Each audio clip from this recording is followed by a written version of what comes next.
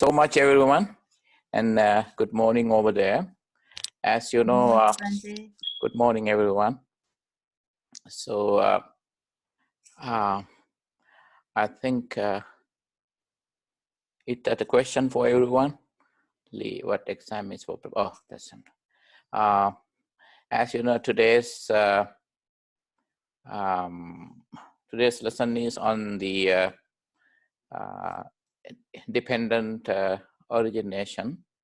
So I'm sharing the screen. No, I don't see the screen then. Okay. So this is, I think this is the entire, has everyone downloaded Valpula Rahula's What the Buddha Taught? The textbook that we're gonna use. Now this is what we are having now on our screen. Let me just, I will just upload it. What the Buddha Taught.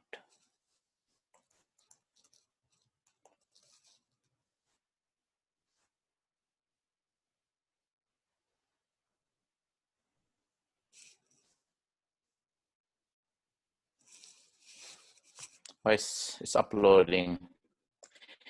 Now, today we're going to discuss Paticcasamuppada, or the dependent origination. And then we're going to go through chapter 6 in Dr. Valpula Rahula's book on What the Buddha Taught. Before that, I would like to teach you three key terms. Actually, you have learned this before. This is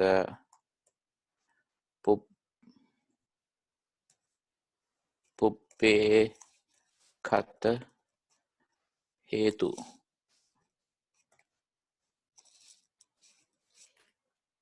This is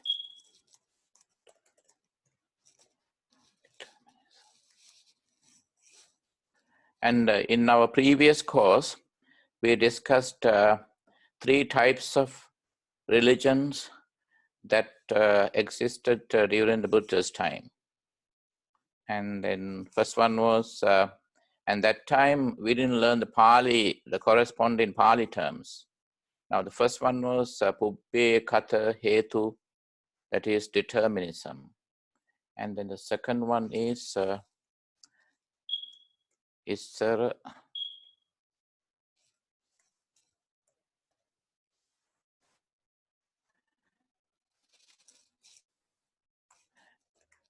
Saranimana Hetu.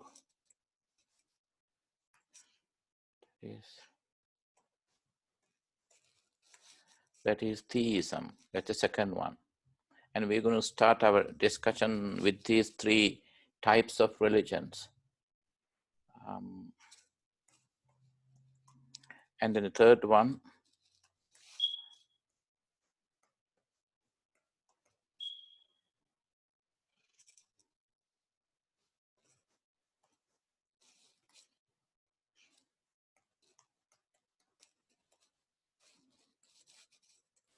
these are the three terms. Puppe Kata Hetu, that is determinism. Issara Nimmana Hetu, theism. And Ahetu Appachaya Hetu, fatalism. Now, you may remember that Puppe, determinism. Determinism is very similar to the idea or the teaching of karma in Buddhism and in almost every other Indian religion. Now, let's look at the etymology of these words. Pubbe, P-U-B-B-E. Pubbe means before, prior, previous, past. Kata means done. Hetu means the reason.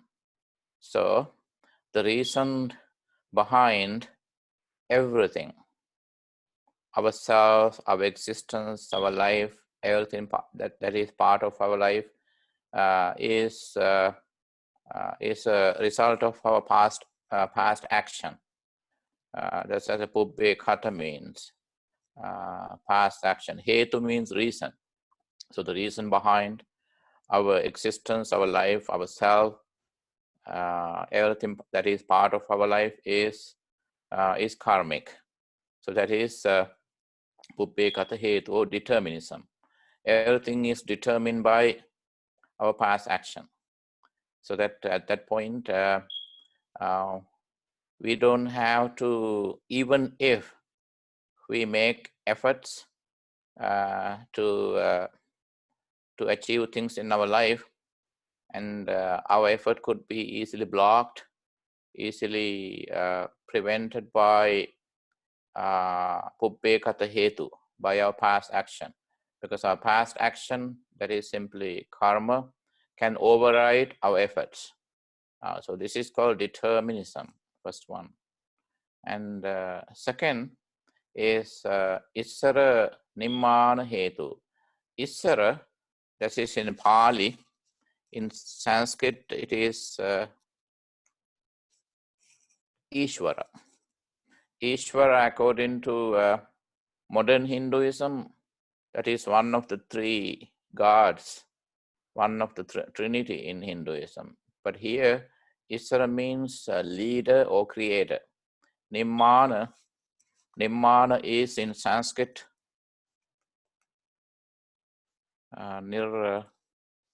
that is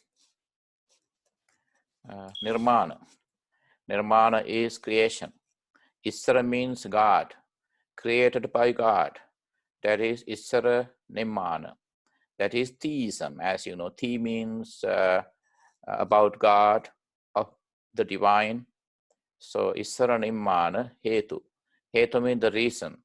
So the reason behind everything, our existence, our life, everything that is part of our existence or the world, anything, is a creation by God. So that is theism. It's a theism. So that is Issaranimana Hetu. And then the third one is Ahetu, Appachaya Hetu. But you might see that Hetu here is the reason.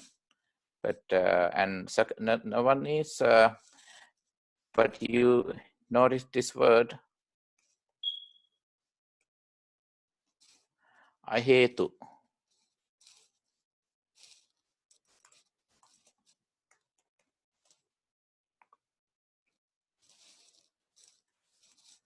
Ahetu is uncaused. It's not caused by anything. And then Appachaya is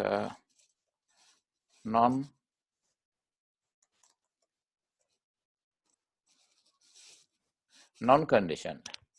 So, sorry, Pachaya.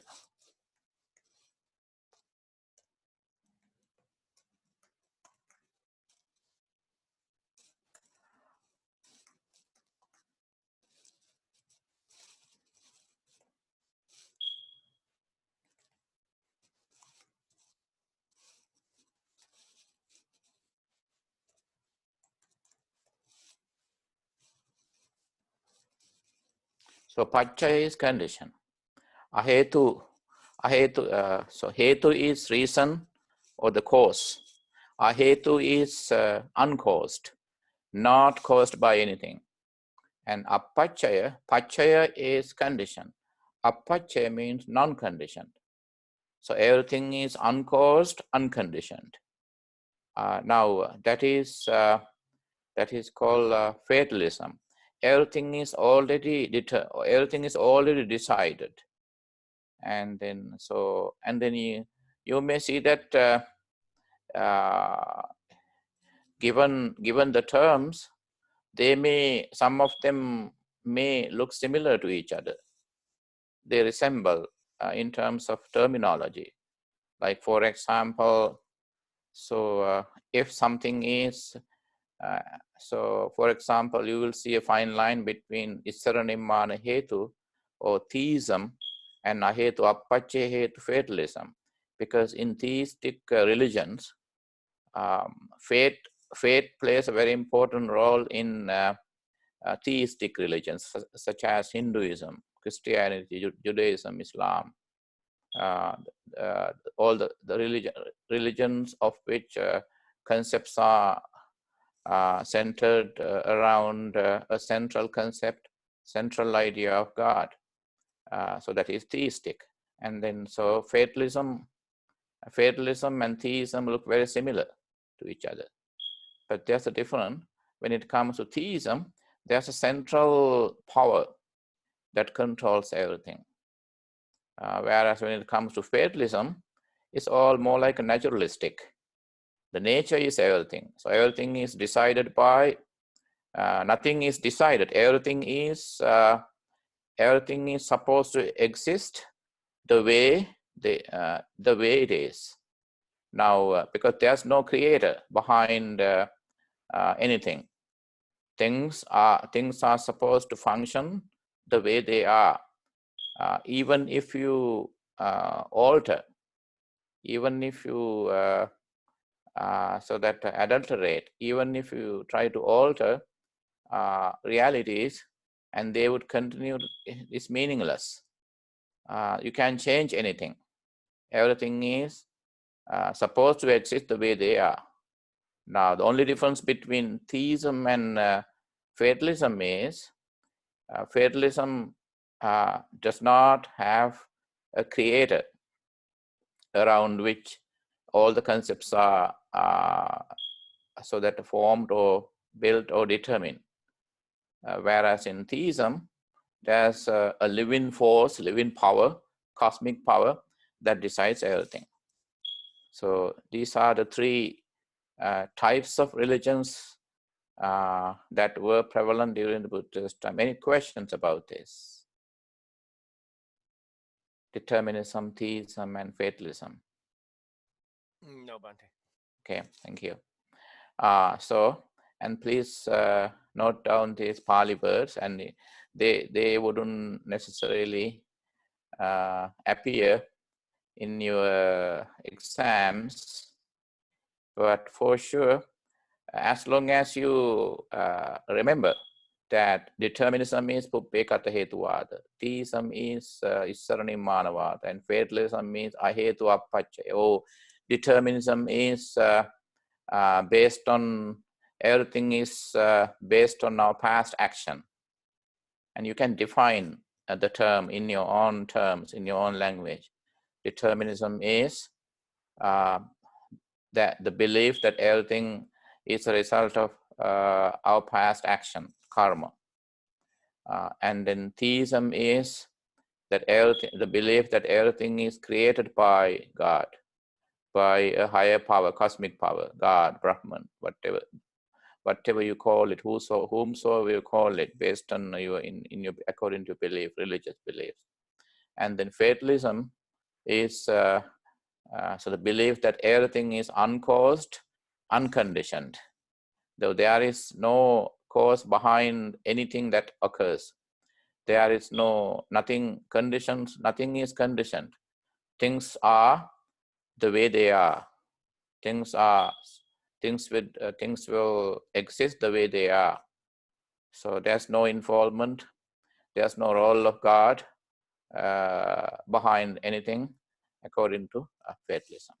Now, based on, and then you may have come across in Buddhist texts or scriptures or in articles or in scholarly articles or maybe in your discussions that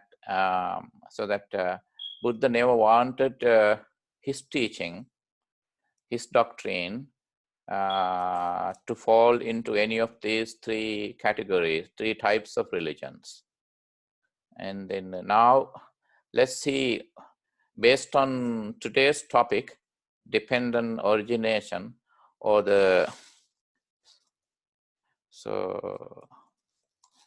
dependent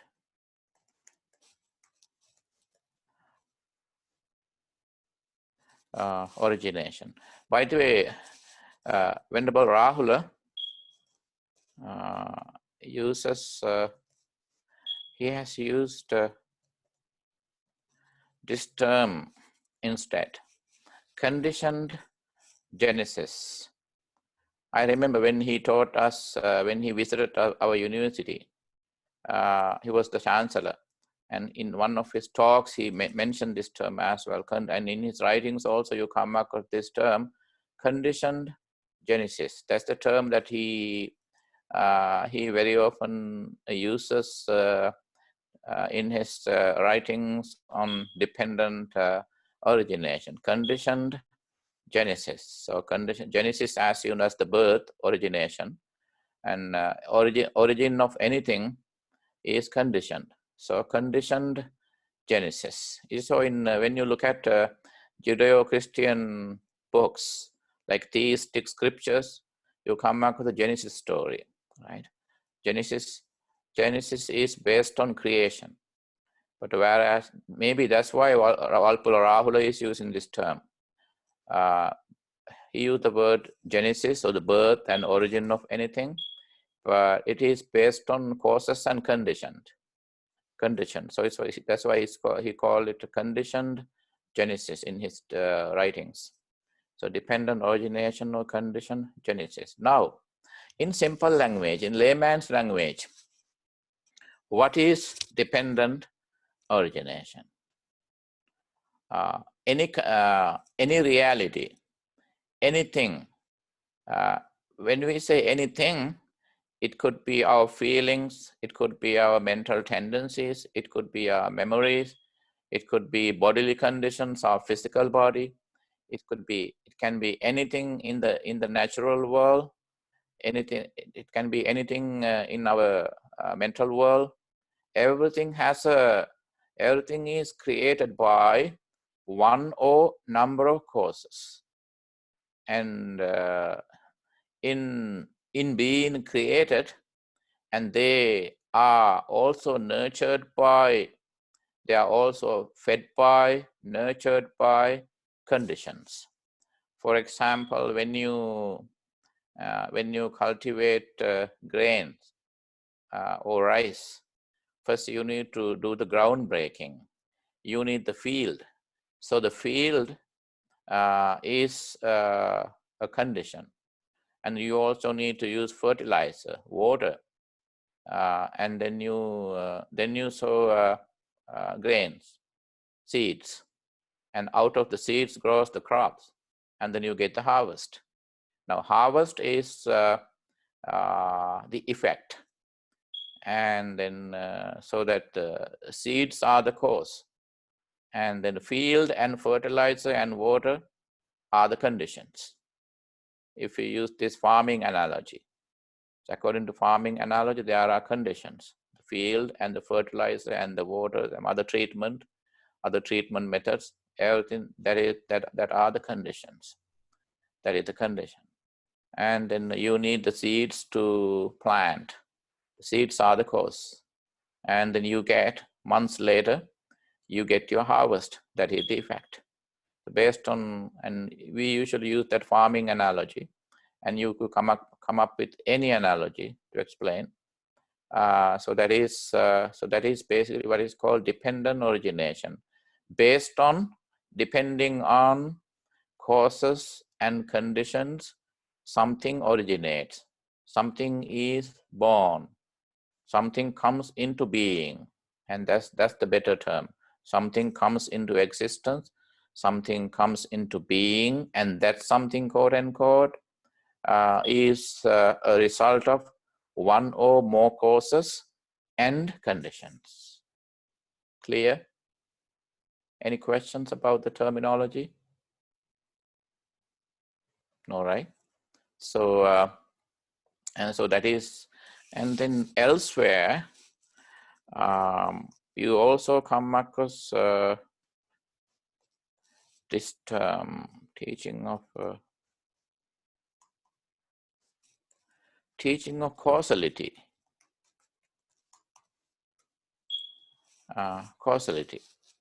Teaching of causality.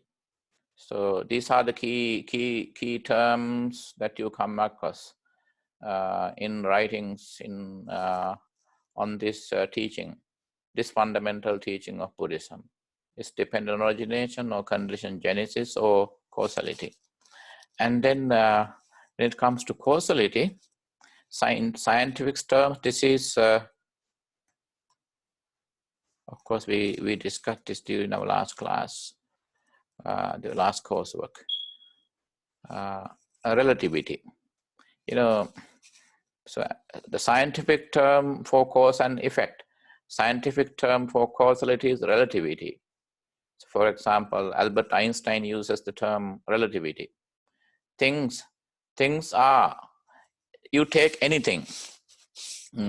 So that you look at this pen. Now this pen is, this is a creation. So there's more than one or more than one causes and conditions behind the creation or behind the coming into being, coming to existence of this pen.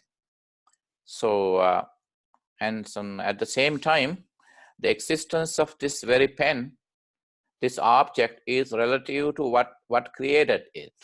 So everything this is called relativity.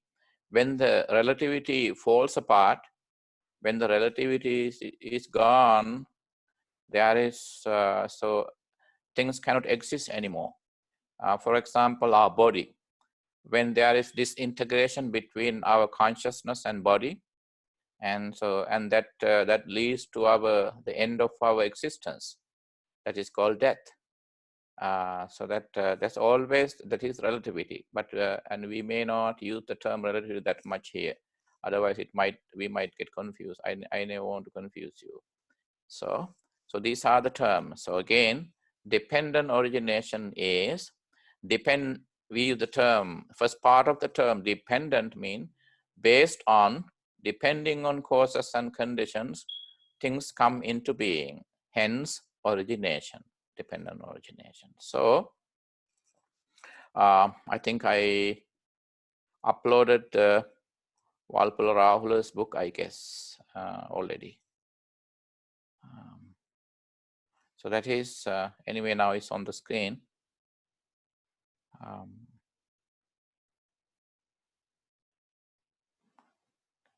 second. So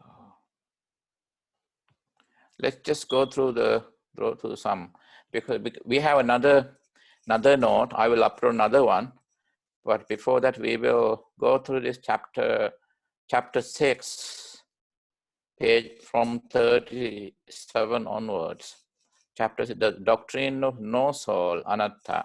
I think everyone is familiar with the term anatta. We discussed last week during our lesson on the 3 signata of existence, 3 signs of existence, 3 characteristics of existence. Now let's just go through here. What in general is suggested by soul, self, ego, or to use the Sanskrit expression Atman, is that in man there is a permanent, everlasting, and absolute entity, which is the unchanging substance behind the changing phenomenal world. Now, according to some religions, each individual has such a separate soul, which is created by God, and which finally, after death, lives eternally, either in hell or heaven. Its destiny depending on the judgment of its creator. According to others, it goes through many lives till it is completely purified, and becomes finally united with God or Brahman. Universal soul or Atman, from which it emanated. This soul, or self in man, is the thinker of thoughts, feeder of sensations, and receiver of rewards and punishment for all his actions, good and bad. Such a conception is called the idea of self. Now, and you may study this this paragraph later also. Please read it a few times. Now, this is more like conclusive. This defines what anatta or no soul, soul in in theistic religions, especially the belief. See, according to the second part, according to some religions, each individual has such a separate soul, which is created by God, and which, finally after death, lives eternally, either in hell or heaven. Its destiny depending on the judgment of its creator. Now, so and most theistic religions believe in sin. Even though some religions of, in Judaism and Islam don't believe in original sin. So that whereas Christianity does. So anyway, any religion, theistic or non-theistic, whatever the type it is, would still teach about so guilt, confession, so that guilty consciousness and all that, and then karma as well. So so any religion would teach a sense of sin. Now, and this is Rahul explains. He defines the mainstream universal idea of God, and God creates us, and we can just go back to Him. It's not that easy, and then you have to face the judgment from Him. And in case, based on His judgment, in case you are, and then there could be slight difference in between the idea, whereas in Hinduism, that's what he is touching on here. According to others, he says, because so that according to one idea, God who creates you, and then upon death, and then you continue to exist eternally. And even though you have died from your physical body within this lifetime, and then you're going to exit, you are continually existent. That is, eternally means you are continually existence, either in hell or heaven. In case you are qualified after the judgment, if you are after the judgment, upon being judged by God, you may go back to heaven straight, or maybe you are supposed to purify yourself, and that is where the idea of purgatory comes. Purgatory comes into the belief of purgatory is in Christianity, in some theistic religions, and then you will have to go through a certain period of purification in hell, or like in purgatory, because you are not qualified, and that depends on the judgment of your creator. But what Rahula means by according to others means, but there's a slightly different theistic idea, and what he means, I think he is directly corresponding to Hinduism, because according to others, especially Hinduism, it means our soul goes through many lives till it is completely purified and becomes finally united with God or Brahman. So there's no judgment here. So the Brahman, one difference between Christianity and Hinduism is Hindus don't believe in judgment. Brahman created us, and so that purification is up to us. In case once he created now, since our creation, and it is our responsibility to keep ourselves purified, pure. Otherwise, we will have to go through an indefinite rounds of birth. We will have to come back to samsara again and again until we are fully purified, based on so that when the purification is completed, we will be able to go back to God or Brahman. And you see that this fine line between idea of creation in two different religions. And for example, we can very easily use Christianity and Hinduism for this. Any questions? All right. And then next paragraph, see. Buddhism stands unique in the history of human thought in denying the existence of such a soul, self or Atman. So you see here now, Buddhism stands unique in the history of human thought in denying the existence of. So Buddha rejected the aforementioned idea of creation.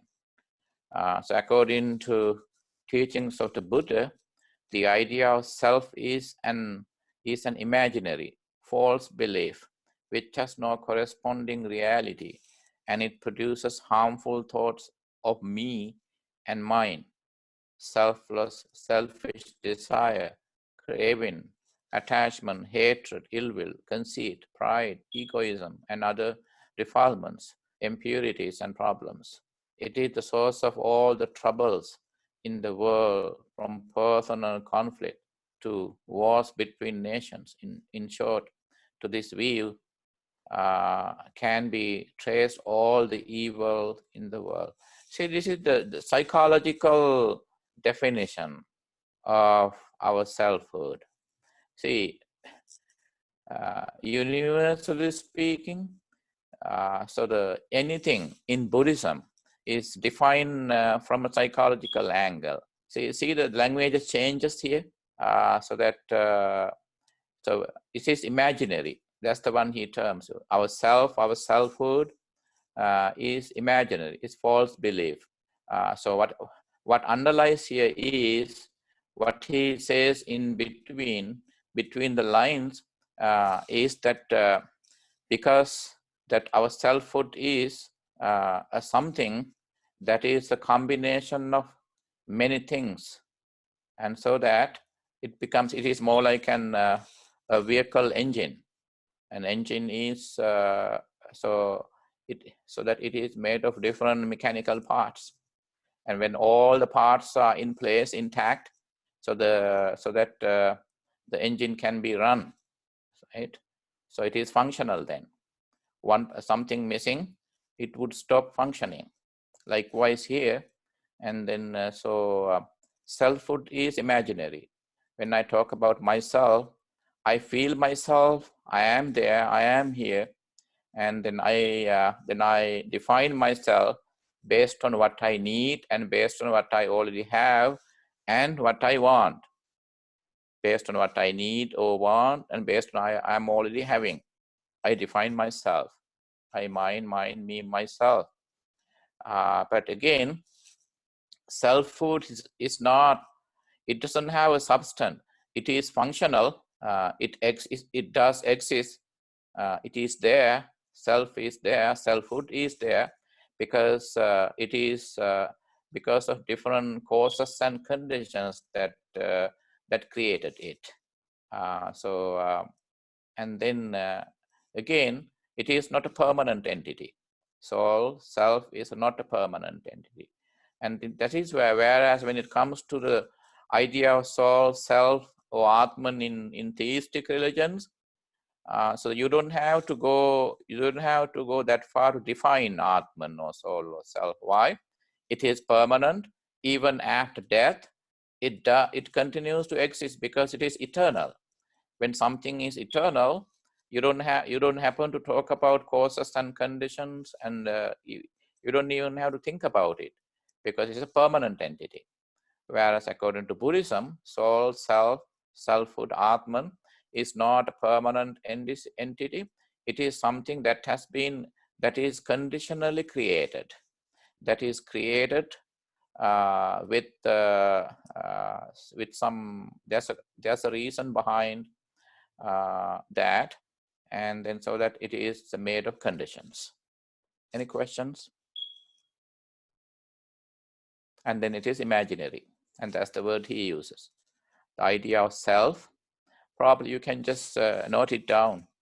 The idea of self is an imaginary false belief which has no corresponding reality, and then rest, which has no, and that's good enough. The idea of self is an imaginary false belief which has no corresponding reality, and it produces harmful thoughts of me and mine, selfish decision. See, this is a purely psychological definition. And then see the point of departure here. Now, the point of departure here is that when it comes to the Buddhist definition of Atman, soul, self, so it is, so the idea is internalized. It's an individual. It is an internal thing. It's not a cosmic thing. So whereas idea of Atman has a cosmic connection according to theistic religions, whereas in Buddhism, it is non-cosmic. It is purely internalized. So it is something internal. It is within the human being. Elsewhere, Buddha made another statement. I think you don't, I can just say that. And Buddha says, within this fathom-long body, I declare, within this fathom-long body is the origin, existence, and ending of it. Meaning our creation is purely mental, internal. Our existence also purely mental, internal. And then so our ending of our existence, end of our existence, termination of our existence is also purely internal.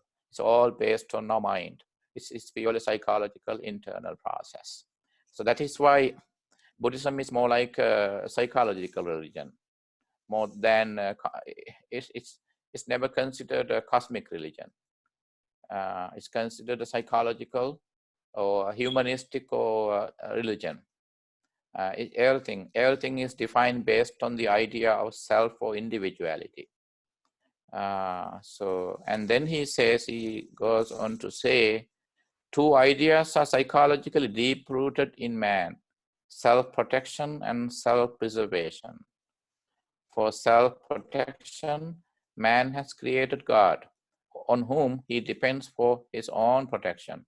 What Rahul is suggesting here is, so not that God created man, but that man created God. So that is his idea. So safety and security, just as a child depends on his parents. For self-preservation, man has conceived the idea of an immortal soul or Atman, which will live eternally. In his ignorance, weakness, fear, and desire, man needs these two things to console himself. Hence, he clings to them deeply and fanatically. See, so this is very, how to say, controversial idea. So that, but it's not Rahula's idea, and based on the Buddha's rejection of the idea of creation, he says like this. And see, when you go through the following paragraphs, and then see, the Buddha's teaching does not support this ignorance, weakness, fear, and desire, but aims at making man enlightened by removing and destroying them. So now, causes have, strictly in the Buddhist sense, now I am a creation of one or more than causes and conditions. And so now me or I remains intact, so that I am functional, just like a car engine. And then as long as the causes and conditions disintegrate, until the disintegration of causes and conditions occur, just like when you remove part by part of the engine so that there's no engine, there could be a heap of iron and plastic and all that, and you reduce the engine to a heap of metal, and so there's no functional engine, car engine. Likewise, when I deconstruct myself, and that's where the idea of five aggregates comes into play, that we discussed during our last class on the three signs of the three characteristics of existence. And then so that always, whenever Buddha explains selfhood, soul, Atman, and then he uses and he deconstructs it, and so that he deconceptualizes. He deconceptualizes the idea of self or soul, and in order just to denote, just to emphasize that I, the idea or the concept or the reality of I or me or selfhood is intact, remains intact, remains uniformed together as one entity, uh, as long as all the causes and conditions remain intact. When they fall apart, when the relativity is gone, there is no self existing anymore. It's gone. So, and then in order for enlightenment, we need to purposely remove and destroy and certain aspects of ourselves, like ignorance, weakness, fear, and desire. So that and based on our needs, and since we came into existence, we started acquiring language, knowledge, culture, and then we want, and then we would want, or we would need to satisfy our senses, and so that as a result, we became social, and we grab things from the society, and so that we became absolutely social beings, and that we can define ourselves without societal connections, because always needs are part of the external world, and we derive things when we observe the external world with our eyes. So, and then our visual satisfaction is based on the objects that we grasp from the external world.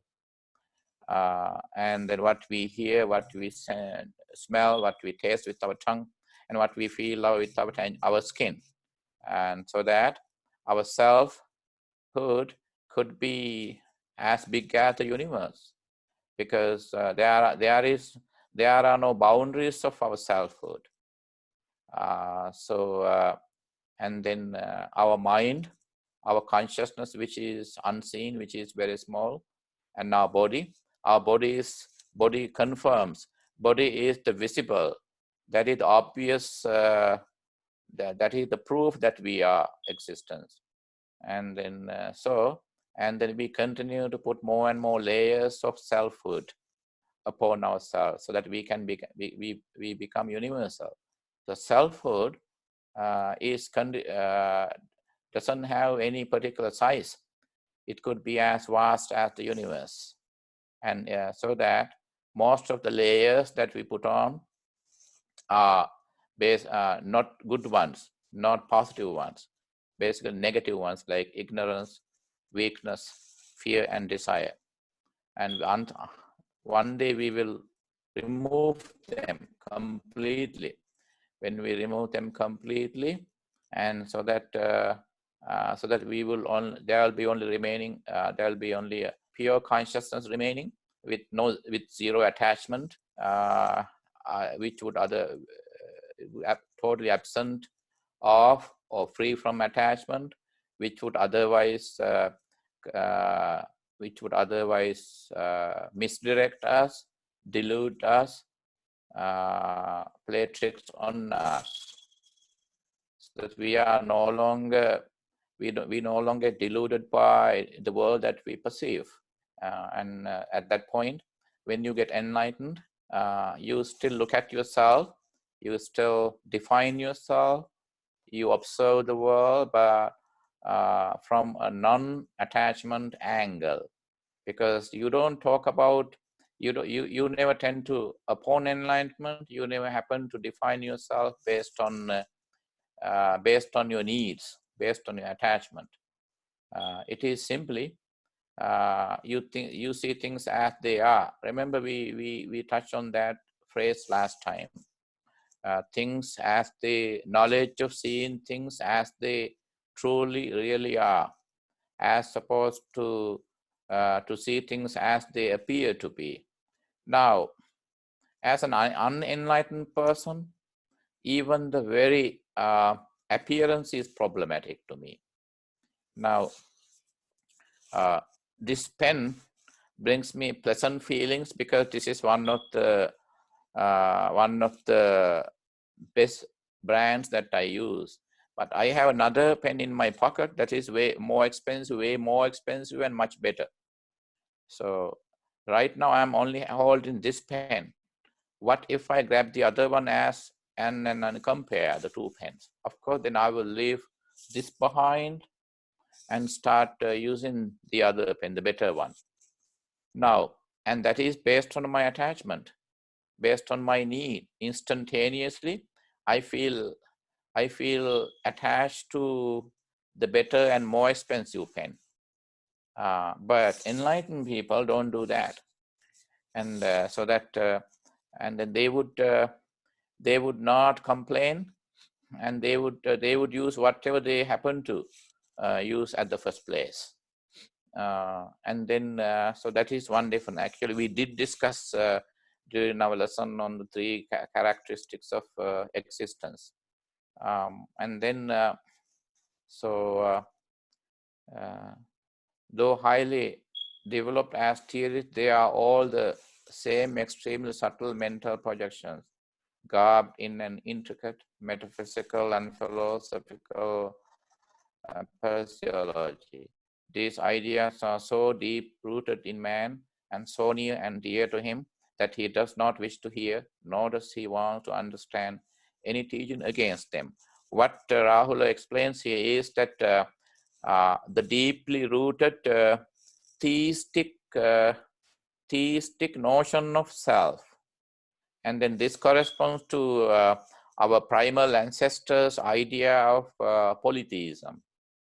And elsewhere, Buddha uses anthropological terms to define our universal, deeply rooted idea of selfhood. Now, and then going on anthropological lines, in when we go back to our ancestors, now when they observed the sun rising and sun setting, and then our primal ancestors would observe them every day, and then they started having an idea of timing, an idea of pattern of sunrise and sunset, and the moon and sun and the moon and stars. And they noticed that it is all shiny, bright during the day, and then at night is all dark. Then they feared the dark, and they were elated by the light during the day. And when they observed that, and at the same time they would see the systematic occurrence of the natural phenomena, a systematic occurrence happening of the natural phenomena, and there was a pattern behind that. There's a pattern of it. There was a system of it, and so that is when our primal ancestors, and this is based on Buddhism and also general anthropology, so that they would believe that all these individual natural occurrences were kind of supernatural powers, individual supernatural powers, which they would later deify, meaning they would consider them as divine forces, individual divine forces, like we call them deities in Eastern religion, and so angels in Western religions. And so that paved the way for the birth of polytheism, belief in multiple gods, multiple divine forces, polytheism. And so that our primal ancestors would imagine the sun being a god, moon being a god, certain stars, the brighter stars being divine forces. Rain being a divine force. Sunrise being a divine force. Even drought, famine being a nasty or a negative, malevolent god, malevolent divine force. And then after a long drought or a famine, and as people have been people are starving, all of a sudden there come the rainfall, and they would say, and they would imagine that that malevolent divine force of drought or famine is gone, and it has now been overpowered by so the benevolent divine force called the rainfall. So that paved the, and that is how polytheism started. And later on, when when our primal ancestors, based on experience, based on the growth of our brain, growth of our perception is based on experience, right? That is a general, that is the general scientific notion. Now, based on experience, children becomes mature. By the time they reach adulthood, and then they know more about the world and their surroundings. And that's all based on experience, based on what they have seen. So that's what happened to our primal ancestors too. And they experienced that over generations, and they had a better idea. And probably, even if linguistically speaking, they wouldn't, their languages were still in primitive level, on the primitive level, and they would just communicate with each other by gestures or by sounds. But they would somehow pass down their experience to their younger generations. And so sometime later, we can draw a line, clear line in the history when this happened. And later, our early ancestors, and they would see that, well, now that there were these individual divine forces in action, and there were so many, there were too many. And then, and they somehow, there was no clash between, there was no conflict between these divine forces. And then because so that moon, the sun would not overpower the moon, and moon would not overpower the sun, and the moon god has its own time to come to come into life at night. And then so during the day, moon wasn't there, but the sun, moon could be seen in the sky, but in the eyes of the primal ancestors, moon was waiting for his timing to come in the night. And it's the time for the sun, and when the sun is setting, and they would believe, well, now it is the time for the moon to come.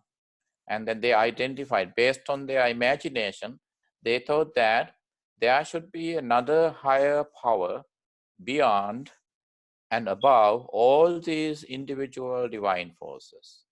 Otherwise, how could they function without conflicting with each other?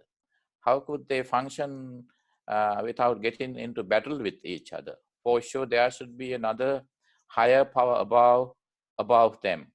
And that idea paved the way for what is called the monotheism, that idea of one God. Now, Hinduism, in Hindu belief, according to Hindu belief, Hinduism is a polytheism. It's not a monotheistic religion.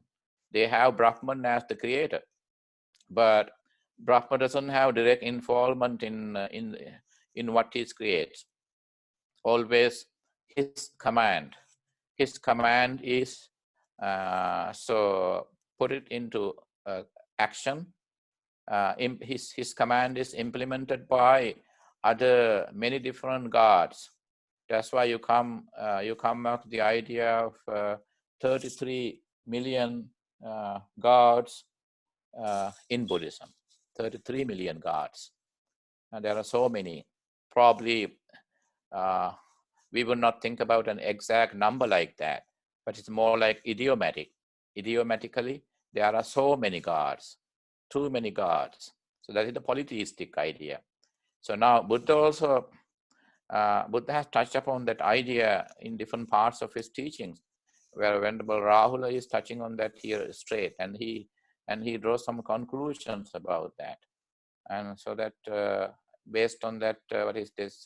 Remember, going back to the previous one, the two ideas. See, for self-protection, man has created God, on whom he depends for his own protection, safety, and security.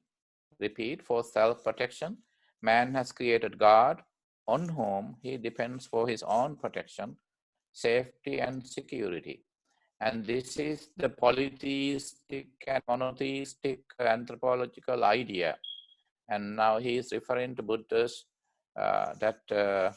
anthropological idea here. And then so that in order for comfort, so the man created. For example, our primal ancestors believed that there must one natural occurrence like rainfall, or the sun, or the moon, or the drought, or the famine could be a divine force by itself. So that's all. Any questions so far? So now it's 9:27. We are taking a break at 10 o'clock, right? Or 9:45? 9:45 is fine. Okay, 9:45. Yeah, that's okay. Well, that being said, I'm not going to go through the whole chapter here, but I just wanted to give you the background to this teaching on dependent origination. Now, the whole idea of this, using this chapter 6, the doctrine of no soul anatta, is just to give you an idea that the dependent origination, the Buddha's teaching of dependent origination marked a turning point in the Indian religious history, because he internalized, and then he even, while Buddha accepted that, accept the existence of a divine being, a kind of divine, higher divine beings called Brahman, but they were still subject to, no matter how powerful, how cosmic Brahman is, and he is still subject to subject to death. He is not eternal. And then while Hinduism believes in one Brahma, Buddha talks about multiple Brahma. There are so many Brahmas, not just one. And there are so many individual higher gods called Brahman. And then so they are like human beings, like anything else, whether animate or inanimate, is subject to change, subject to decay. If it's a conscious being, subject to sickness, and subject to death one day. There is an end. And then so if beings, and then beings are the realities that have consciousness, that inanimate animate things, meaning beings have a consciousness. Those who have a mind would run into samsara for an indefinite period of time, and other inanimate objects, and they are created by causes and conditions, and then finally when the causes and conditions fall apart, and then and there is no more the existence of those realities, and so that they may come back in a different form. So when it comes to consciousness, and then so that meaning animate things, meaning divine living beings, and so their body would go back to its original status, and when due to this disintegration of causes and conditions, there is no longer existent what is called the physical body, quote unquote, and then so the consciousness disappears, and it could and it could contribute toward the creation of another selfhood in a different physical body. And so whether animate or inanimate, whether it's a living being or it's an inanimate natural object, it's all are a result of causes and conditions. They are not created by anyone, any higher power. So that is the background. Now, so then now let's look at what is called and Buddha uses, I think, before we go into the question of anatta prabha. Actually, Venerable Rahula uses Paticcasamuppada, the teaching of Paticcasamuppada here, not to just explain what dependent origination is, but he is giving a description of no soul or anatta, anatman, in light of the dependent origination. So this is not a whole lesson on dependent origination itself, and he explains dependent origination under anatman here, no soul here. Now look at this formula, and then please memorize this formula. I would like to ask you to memorize this formula. When this is, that is. This arising, that arises. When this is not, that is not.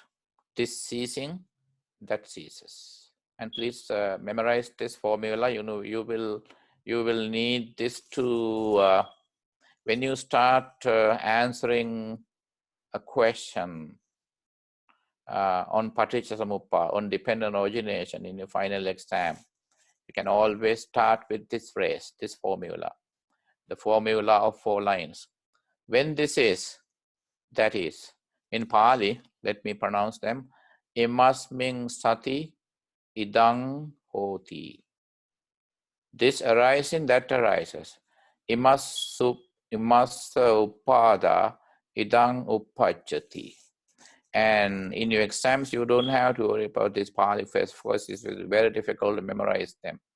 If you do so, it's up to you. But as long as you memorize the formula in English, that's good enough. And when this is not, that is not. It must mean asati. Asati means not. Sati. Sati means there is. Asati means there is not. Idang nahoti. There's no possibility of this arising. And this ceasing, that ceases. Imasa nirodha. Idang nirujjati. Nirodha, you are familiar with the term nirodha. In the teaching of Four Noble Truths, you come across this term nirodha, the truth of cessation. So now, when this is, that is. So this is the conditional. This is the formula that we use. Now, when it comes to this pen, now, so that now that is here means the pen. Now, before the pen, there was something else. That is all the causes and conditions that created this pen. And based on those conditions, causes and conditions, I now see this object, the pen. So that this is the causal. This is called the causal origination, not the cosmic origination. So when it comes to things, so according to theistic religions, things are there. Things exist because of their cosmic origination that involve and that talks about involvement of God or Brahman. But this is the causal origination. There are causes and conditions behind this. When probably you may remember those 2 terms: cosmic origination and causal origination.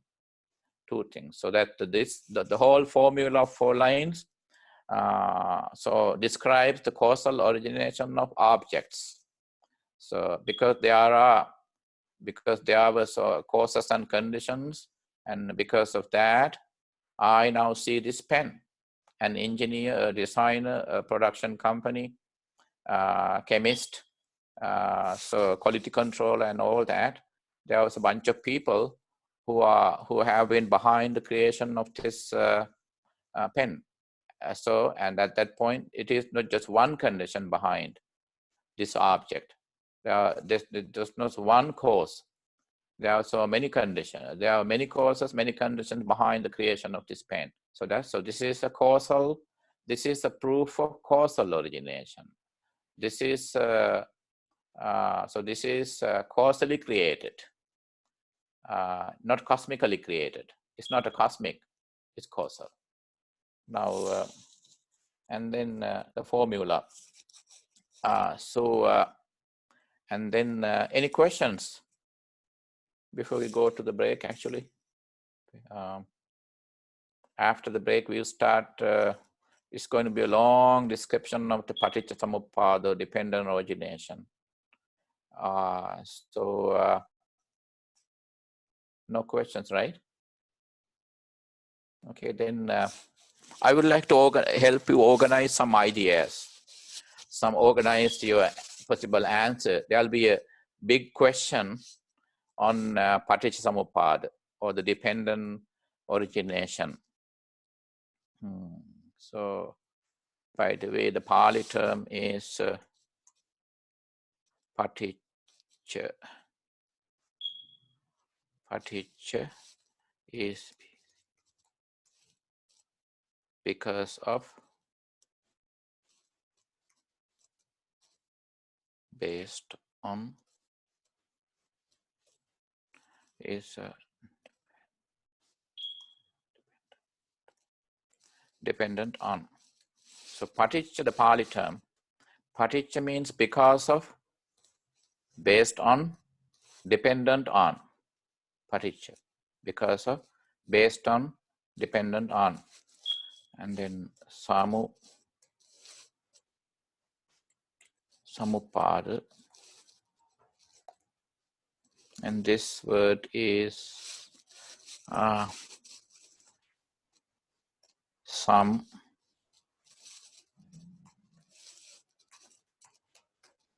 this is so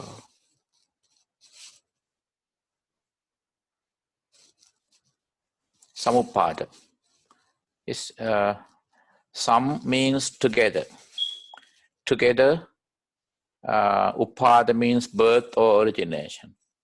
The prefix sam denotes the multitude of causes and conditions together. Sam means together. So based on different causes and conditions, things are born, things are created, things come into being. Hence, Paticca Samuppada, dependent origination. Some call it interdependent origination.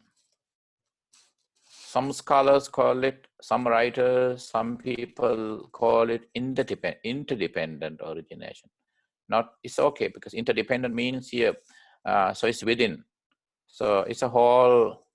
So the creation is more like how to say, there are multiple roles internally played by different causes and conditions in creating one certain object, one certain reality.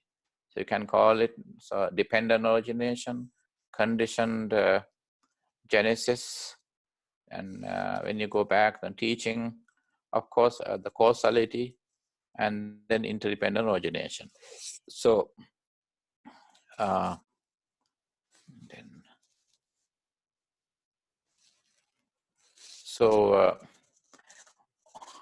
on this principle of conditionality, or here comes another term, causality or conditionality, and note that as well. So conditionality.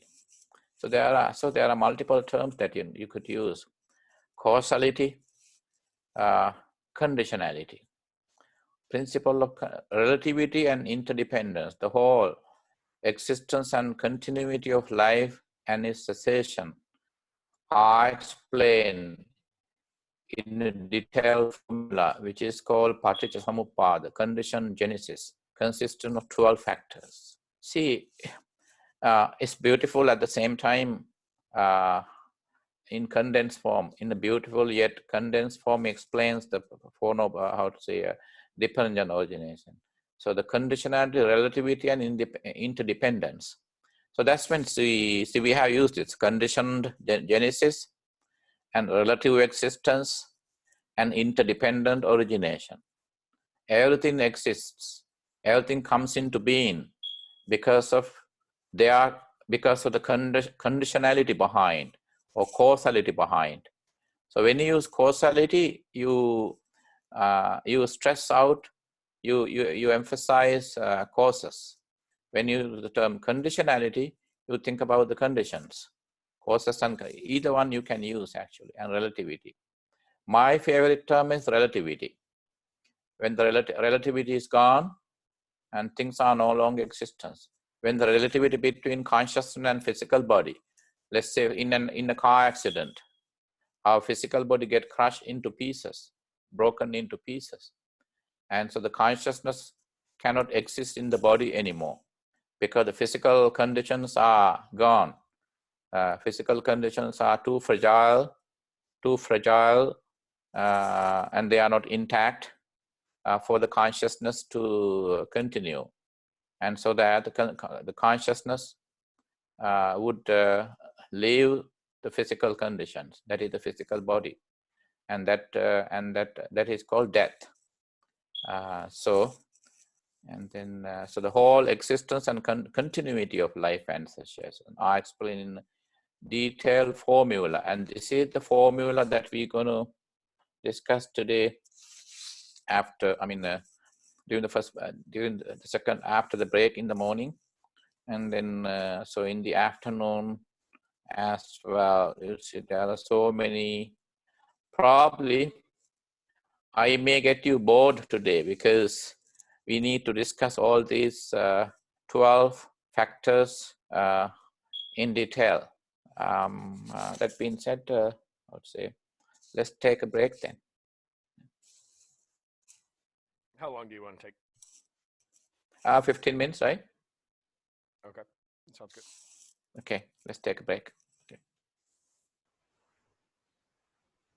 Yeah, I think so.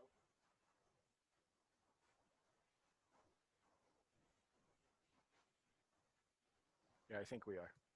Okay. So now let's start our explanation on the 12 factors of the paticca, or the dependent origination. So once again, see, so on this principle of conditionality, relativity, and independence, the whole existence and continuity of life and its cessation are explained in detailed formula, which is called paticca samuppada, conditioned genesis, consisting of 12 factors. See, Rahula, whenever Rahula is using the word conditioned genesis, dependent origination, interdependent origination. Probably, just to be tactful, when you explain, definitely there will be a question on dependent origination. You could say dependent origination or conditioned genesis as used by Rahula, like that. Just to say that you have read the book. Now let's look at the first factor of the formula. Through ignorance are conditioned volitional actions or karma formations. So based on ignorance, it's because of ignorance, that is avijja, you see the word here, avijja. Because of, as I'm moving the cursor, you see that, right? Avijja. Now, through ignorance, through here means depending on, again, paticca. Through, we defined the term before, right? Paticca, that is depending on, dependent upon, based on, or through. Through ignorance, conditioned volitional actions or karma formations are conditioned. So in other words, it is ignorance that leads to karma formations. We commit karma because of our ignorance. Now, I know this requires lots of how to say discussion. Now, what is ignorance? I think we discussed ignorance in one of our previous last lessons. Yeah. What is ignorance? Ignorance means our inability to see things as they truly are. Our inability, our failure to see things as they truly are. And we only see things as they appear to be. And at certain points, we don't even see things as they appear to be. How could we see things as in their reality? How could we see things as they really are when we can't even see, when the very appearance of things is problematic to us? First, we need to resolve the problem of appearance. In order to resolve the problem of appearance, we need to we need to use what is called objective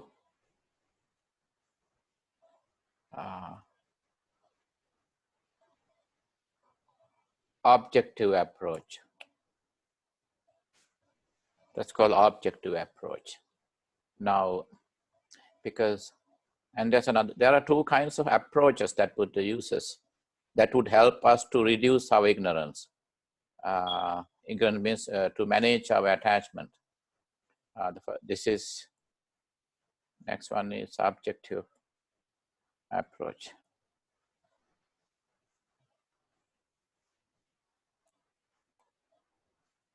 Subjective approach.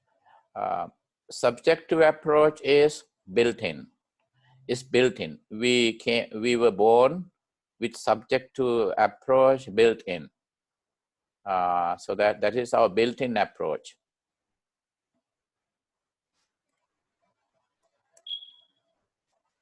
It's built-in. It's natural. It's fundamental. So subjective approach is built-in. It's natural. It's fundamental, and that's what we naturally use. We are subjective beings, so that we want our body, our mind, our soul to exist in a particular way. We want anything else, anything in the world, anything in the physical world, external world, natural world, even in our mental world, to exist in a certain way. And that certain way, certain quote unquote way, means whichever the way, things keep us happy. Things prevent us from becoming sad, preventing us from living in despair, living with disappointment, living with a sense of unfulfillment. That must prevent us feeling left out. So that's called a certain way. And then so that is the nature of the subjective approach. Based on subjective approach, because we are subjective beings, we define everything. We want the whole world. We want everything to exist the way we want them to exist. Making sure that things don't make us unhappy, and things continue to make us happy. Now that is called the subjective approach. The subjective approach again is built-in, natural, is fundamental, is basic. Whereas objective approach is to be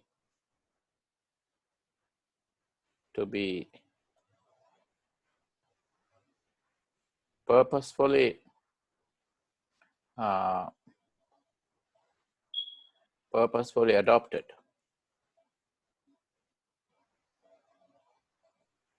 So objective approach is to be purposefully adopted. Unless we adopt it, unless adopted and enhanced. Adopted and enhanced and cultivated, if we use the typical Buddhist term. Cultivated. It needs to be cultivated. So objective approach is to be purposefully adopted and enhanced and cultivated. So because it's not natural. We have the ability to create the objective approach, use the objective approach. But we don't need to we have to make no effort to use the subjective approach. Even subconsciously, we can use so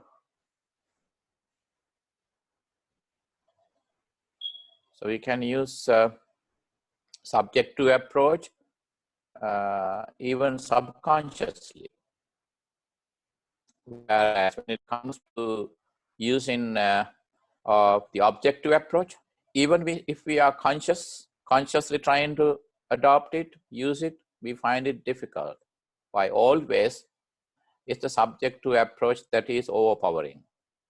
So by nature, subjective approach can easily overpower our conscious effort of using the objective approach. And then, and as Buddha uses this approach in one of the key Buddhist sutras, that is, and then that is Satipatthana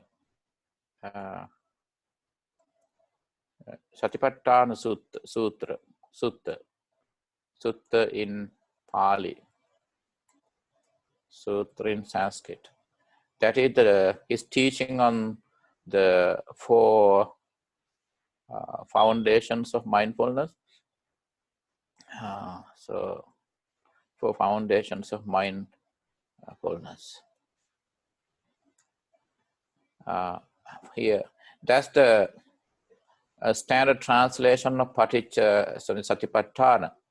Patthana is to have the foundation, to be based on. And then, so that's mindfulness is awareness. So now that's what sati. Sati is a basic requirement for us to deal with avijja or ignorance. So sati is a requirement. Unless we use sati, we would become a victim. We will fall victim to our own subjective approach. So because we are driven by desires, we are driven by desires, we are desire conscious. Even if we don't fulfill our desires, even if we fail to achieve our desires, and then we remain consciously driven, desire driven anyway. So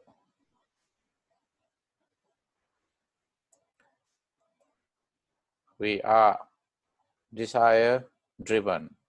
We are driven by desires. We are controlled by desires. So that's and then when we don't see the limits of our attachment, when we fail to see the limits of our attachment, we may even get into trouble socially, individually. We can get into trouble with even with the law of the land, legally.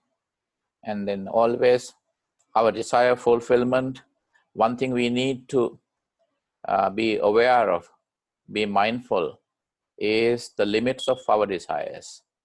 Limits at that point are essentially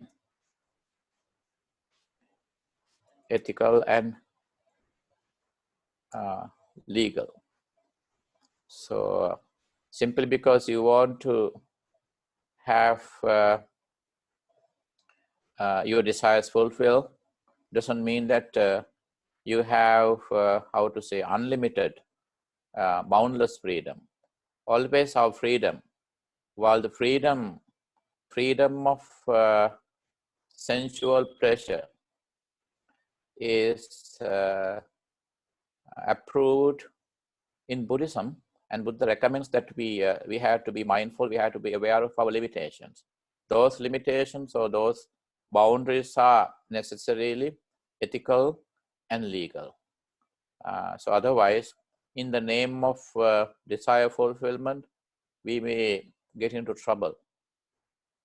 So that is how we should, when we have some control or ignorance again. So what is again ignorance? Ignorance is our failure to see things as they truly are, or see things in to see the true nature of things. And then as we have touched upon that multiple times, so that we see some essence,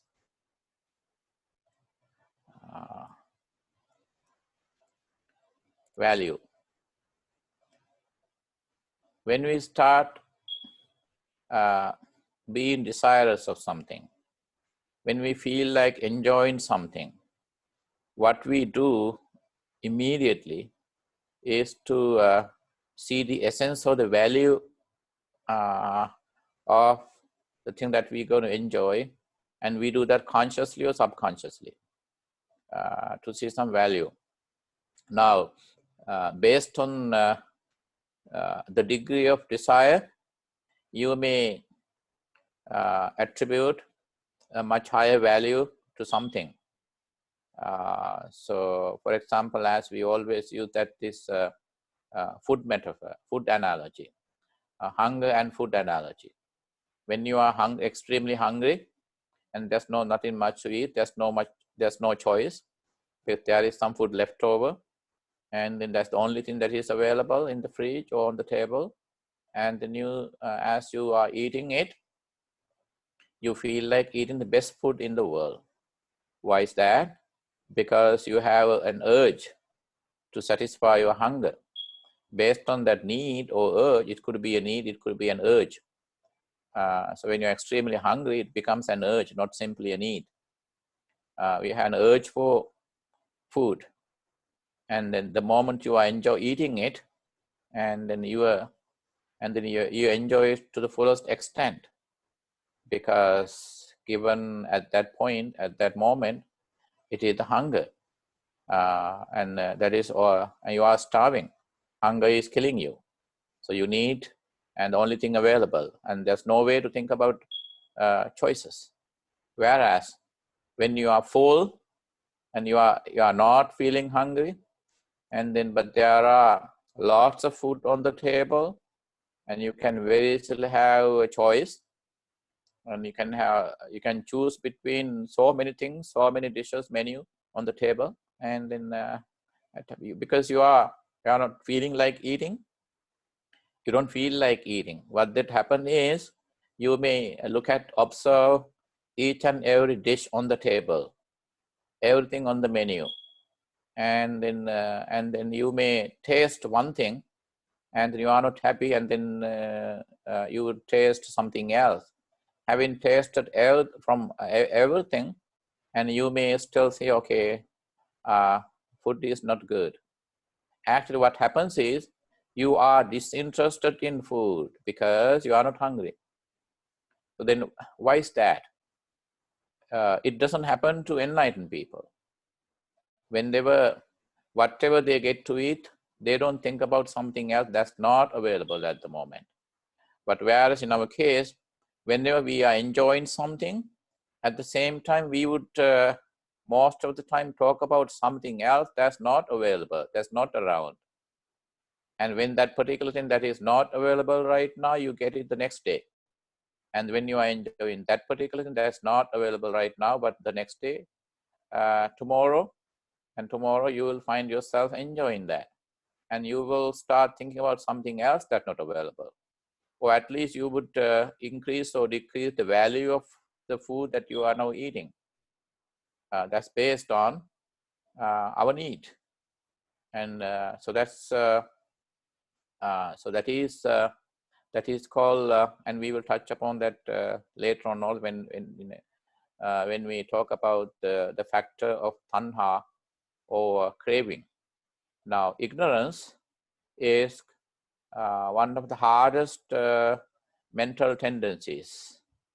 So this is a mental, all these things are, most of these are mental tendencies. So the ignorance is often recognized as a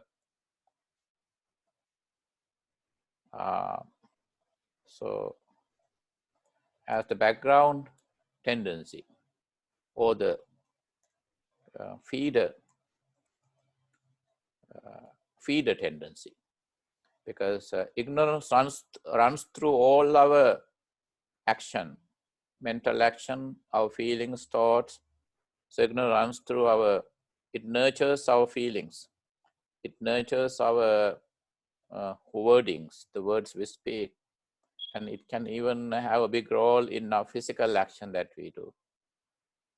So that's why ignorance is considered a background tendency or the feeder tendency. Now, because of ignorance, we happen to we happen to make karma here, karmic formations. What is karma here again? Now, this is called, Venerable Rahul is using the same volitional actions. Volitional means intentional. Karma occurs where the intention is involved. Without intention, there cannot be the product. The karma cannot be produced. Two metaphors that we could use, two analogies, right? The child and the rabbit analogy, and the hunter analogy that we used during the previous course. Now, there's a child playing with playing with a stone, and then he's playing and he's just using it, and all of a sudden when the child is playing and he just throws the stone to a certain distance, and it lands on a bush nearby, and then the child is now walking to the bush to grab the stone again, just to hit at something else. And there's, to his shock, there's a rabbit that has been hit by the stone, and so that now the rabbit is dying. So even if death occurs of the rabbit, even if the rabbit is dead, so that the child would not have committed any karma. Why? Because there's no intention of killing involved. It's secondarily, he may be guilty. His guilt could lead to the creation of some passive karmic feelings, but he hasn't committed any karma, killing related karma, because there was no intention of killing involved. There's no volition of killing involved, so that he didn't commit any karma, because there's no intention involved. And at the same time, the hunter's analogy, a hunter goes on hunting, and then so that he see the bushes shaky at a distance, and so that he thinks that it is a wildlife, maybe a deer hiding in the bushes, and then he takes his aim, he uses his arrow or the gun, and then he shoots at the object. Then what happens at that point? So that then he approach. Now he's approaching the bushes, and then it was the wind. The bushes were shaky because of the wind, due to the wind, heavy wind blowing. So there's no, even though his purpose was his intention was killing, and he had the intention of killing, but no killing occurred because there was no wildlife there. But because of their intention, he would have created some passive karma, little karma. Yes, from Lisa's question, Bante, we have no intention to be ignorant. However, we are to eat the fruits of our actions. Why? Yeah, because when there is no intention involved, and then there's no karma being created out of that intention, because there's no intention whatsoever. However, we are to eat the fruits of our action. Yeah, because we are to eat the fruit of our action, because there is, unless there is intention involved, you don't have to face the karma. So whichever the fruits of action that you have to eat, it is a result of your intentional, your volitional activity. So otherwise, you are not supposed, and you will not, and you wouldn't have to eat the fruit of an action that you never committed intentionally. So Lisa, am I clear? So, but we face our karma regardless we are ignorant. That's right, yeah. Because we have to face our karma sooner or later. Because by the moment we committed karma, so that we were driven by certain needs. So at this point, that we are ignorant means we are driven by some urges or needs. That's why that is called ignorance. Enlightened people are not ignorant. Why? Because they don't have needs or urges. They only need to survive.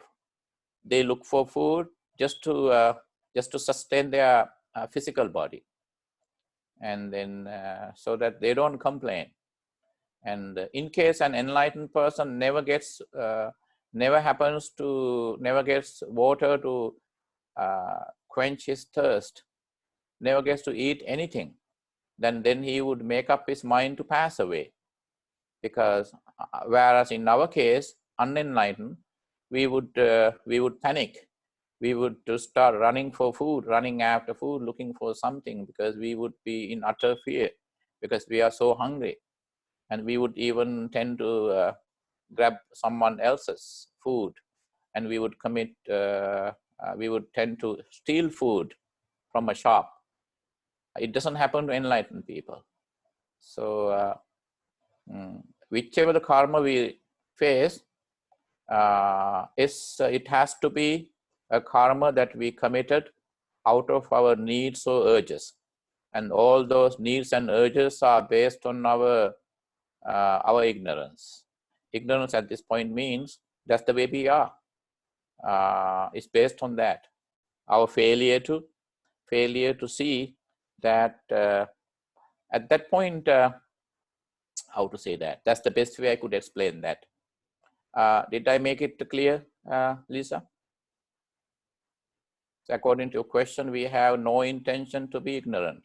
But actually, at that point, we are ignorant anyway, because ignorance is built into our consciousness. So at times, why ignorance is called background tendency, feeder tendencies? We don't see ignorance. Now we see anger. Sooner or later, as we are getting angry, we feel that we are getting angry. Or maybe moments later we were angry. Moments after we were angry, we would be guilty, and we would think about why we were angry, what was behind our anger, and all that. But ignorance is not something like that. You can point to something, point to ignorance, and say this is ignorance.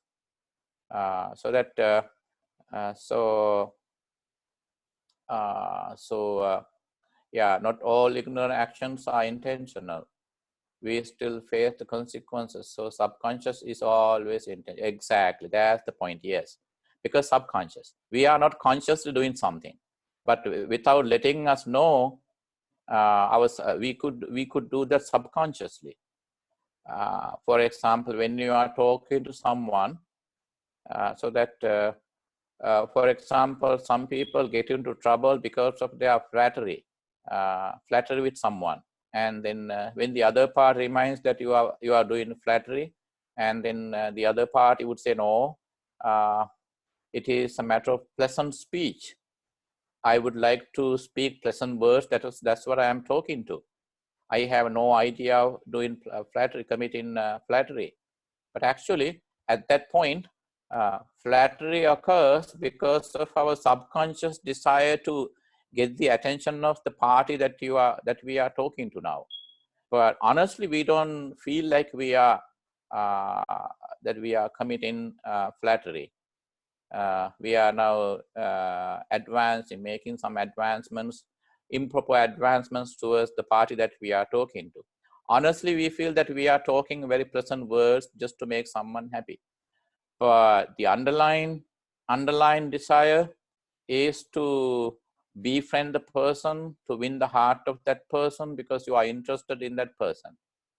So yes, actually, Lisa, you conclude that your subconscious is always intentional. Yes, subconscious is intentional. So we may not be consciously, we may not be intentional or volitional on the conscious level, but we could be, we can be intentional in our subconscious mind. Yes. So thank you for asking this question, Lisa. I know that's one of the hardest and critical question that needs to be asked actually. Thanks for asking that question. Now, Karma, second one is, through volitional action, is conditioned consciousness created.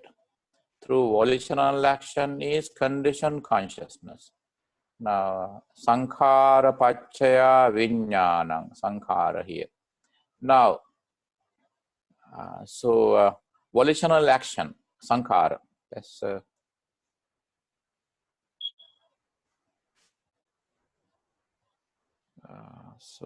sankhara.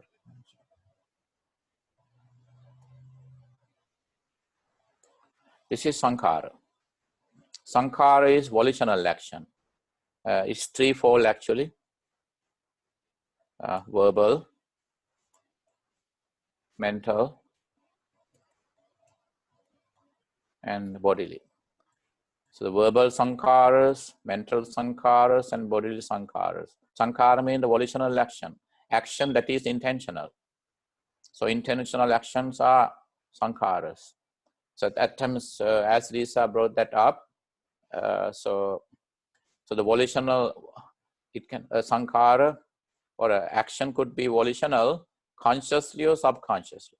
It could be a subconsciously volitional action or intentional action. It could be consciously volitional or intentional action. So that this what happens is, now we have to go back to the idea of Atman, soul here. Now, see the term conditioned consciousness. Now, consciousness here,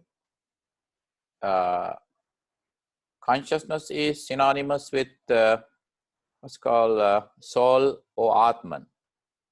And in Buddhist language, you use the word consciousness, not soul or Atman.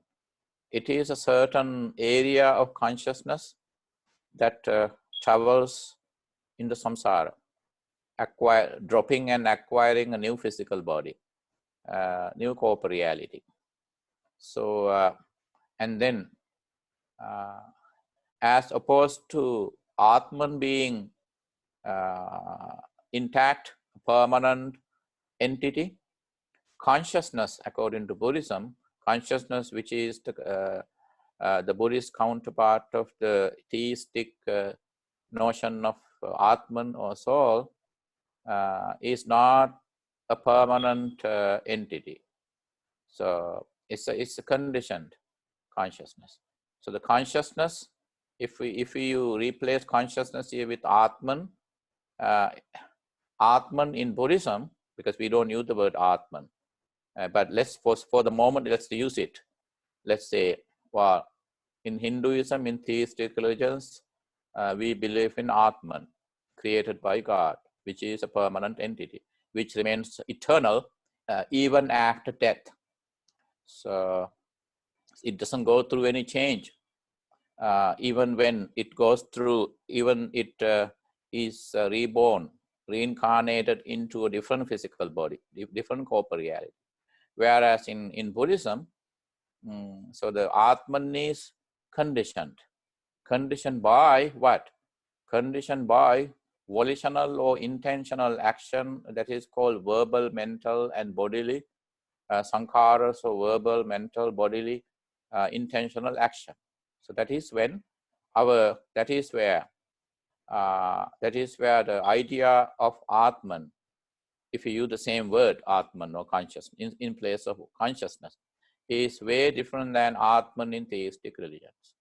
It remains eternal even after life, even upon death, and it continues to be eternal until it is called back to the Brahman or to the cosmic soul. Whereas in the Buddhist way of looking at is constant with each and every conscious, with each and every volitional action or intentional action that we make, that we perform consciously or subconsciously, modifies, so that makes some changes to the consciousness. See, this phrase, the second factor, is very important in understanding so the Buddhist definition of Atman and the theistic definition of Atman. So our Atman, if we use Atman in place of consciousness, then Atman in Buddhism is conditionally arising. It continues to get adulterated. It continues to get conditioned, and its status can change. The nature of consciousness can change. So that is, any questions about that, everyone?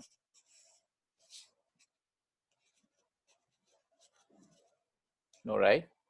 Okay, that's another second factor. That so intentional action. And then, by the way, sankhara has another modern definition, that is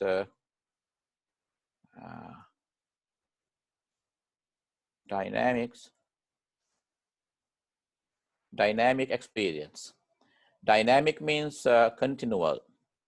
So continual, we continually experience, we gather experience, we collect experience through our action. And then, so that is called experience, experience. Experience, when we get into action, when we perform actions intentionally or volitionally, and that leads to the creation of karma and memories. We create memories and karma. So the karma and memories, and also habits, right? In one of our lessons, we last time, during the last course, we talked about 3 things that can modify, that can condition our consciousness. Those are memory, karma, and habits. These 3 things. These memory, karma, and habits are inseparably interconnected, and they are like part of the same thing, part of the same process. Memory, karma, and habits are part of the same process, and we continue with that process, and that process continually conditions our consciousness. That's called the second factor. And the third one is through consciousness are conditioned mental and physical phenomena. Vijnana paccaya nama rupang. Now, so that consciousness are conditioned. Through consciousness are conditioned mental and physical phenomena. Then what happens? Now, and this factor is a little bit tricky. Now, when you look at consciousness is conditioned by what? Consciousness is conditioned by so intentional, verbal, mental, and bodily action.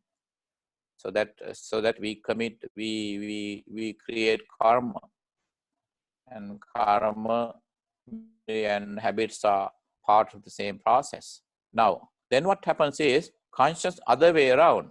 Consciousness has a role in conditioning mental and physical phenomena here. Now, what is mental phenomena here? Because consciousness, when we hear consciousness conditions mental and physical phenomena, means we are so that we use consciousness to how to say, create or modify or mental and physical phenomena. Now, for example, according to Buddhist psychology talks about 52 mental tendencies. According to Buddhist psychology, there are 52 mental tendencies, and then they directly impact our psychology, our mind, the way of thinking, and our physical body. Now, let's look at our physical body in terms of, in light of two different attitudes that two different people are having. Someone is so beauty conscious. So the first person is so deeply beauty conscious that he may even get a panic attack when he sees a facial, aging is taking his body over. Now, I have noticed that in aging counseling here and in different countries, now people, old age people, even though they are in old age, one thing they hate to hear that they are old. And then one thing that can very easily terrorize them, get them panicked, is when they hear that their physical body is now 90, 100 years old. So at the same time, now that is your conscious approach to your aging. Because and whereas there's another young man, he's so fed up with his life, he just want to take his own life, he want to kill himself. Right? Whereas that 100-year-old person, that old age person, his body is too old to sustain itself. But that person is scared of hearing he even hates the term aging. He never want to hear that he is old. Whereas that young man who is fed up with life, he is trying to destroy his physical body. He has no interest whatsoever in his physical body. See, two different approaches at that point. Now, whereas in the case of the Buddha, Buddha doesn't hate his physical body, nor does he have special attachment to his physical body. Buddha doesn't have any attachment to his physical body, and nor is he fed up with his physical body. So to him, it is simply the physical body, and it doesn't matter whether the body is aging. It doesn't matter whether he is physically young. It doesn't matter whether he's physically old. To him, because he doesn't use his thoughts, he doesn't use his mind at this point to make it in order to understand this clearly, because this is very hard factor. So that's why I said at the beginning, I can very easily get you bored during the description of the interdependent origination here.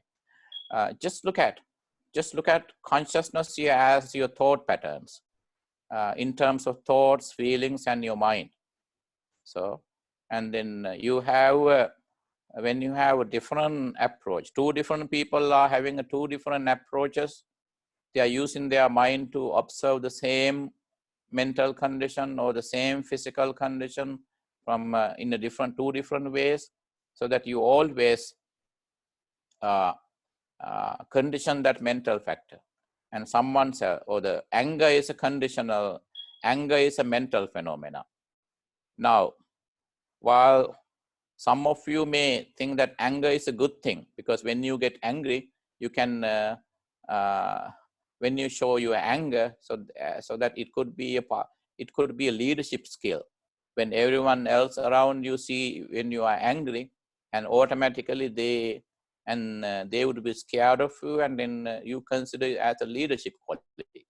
Because I have spoken to lots of bosses and people, company owners, they said they purposely show their anger, so that everyone would thereby they can control, they can do their administration properly. At this point, we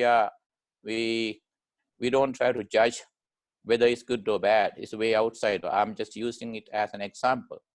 Now, so that mental and physical phenomena have their own built-in value or essence, but we could reduce or improve the essence or the quality or the value of those mental and physical phenomena by using our consciousness. So that is why it's called Vijnana Paccaya Nama Rupam. But at this point, Nama, let me call it as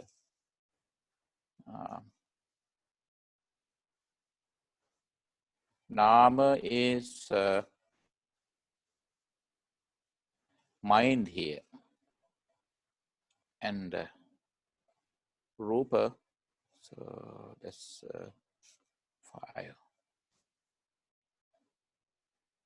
Rupa is body and mind and body here. So that probably Venerable Rahula's translation is very academic. So mental, and when you say mental and physical phenomena, you may easily tend to include all the phenomena in the natural world. But at that point, actually, this is the purpose of dependent origination or Paticcasamuppada, is to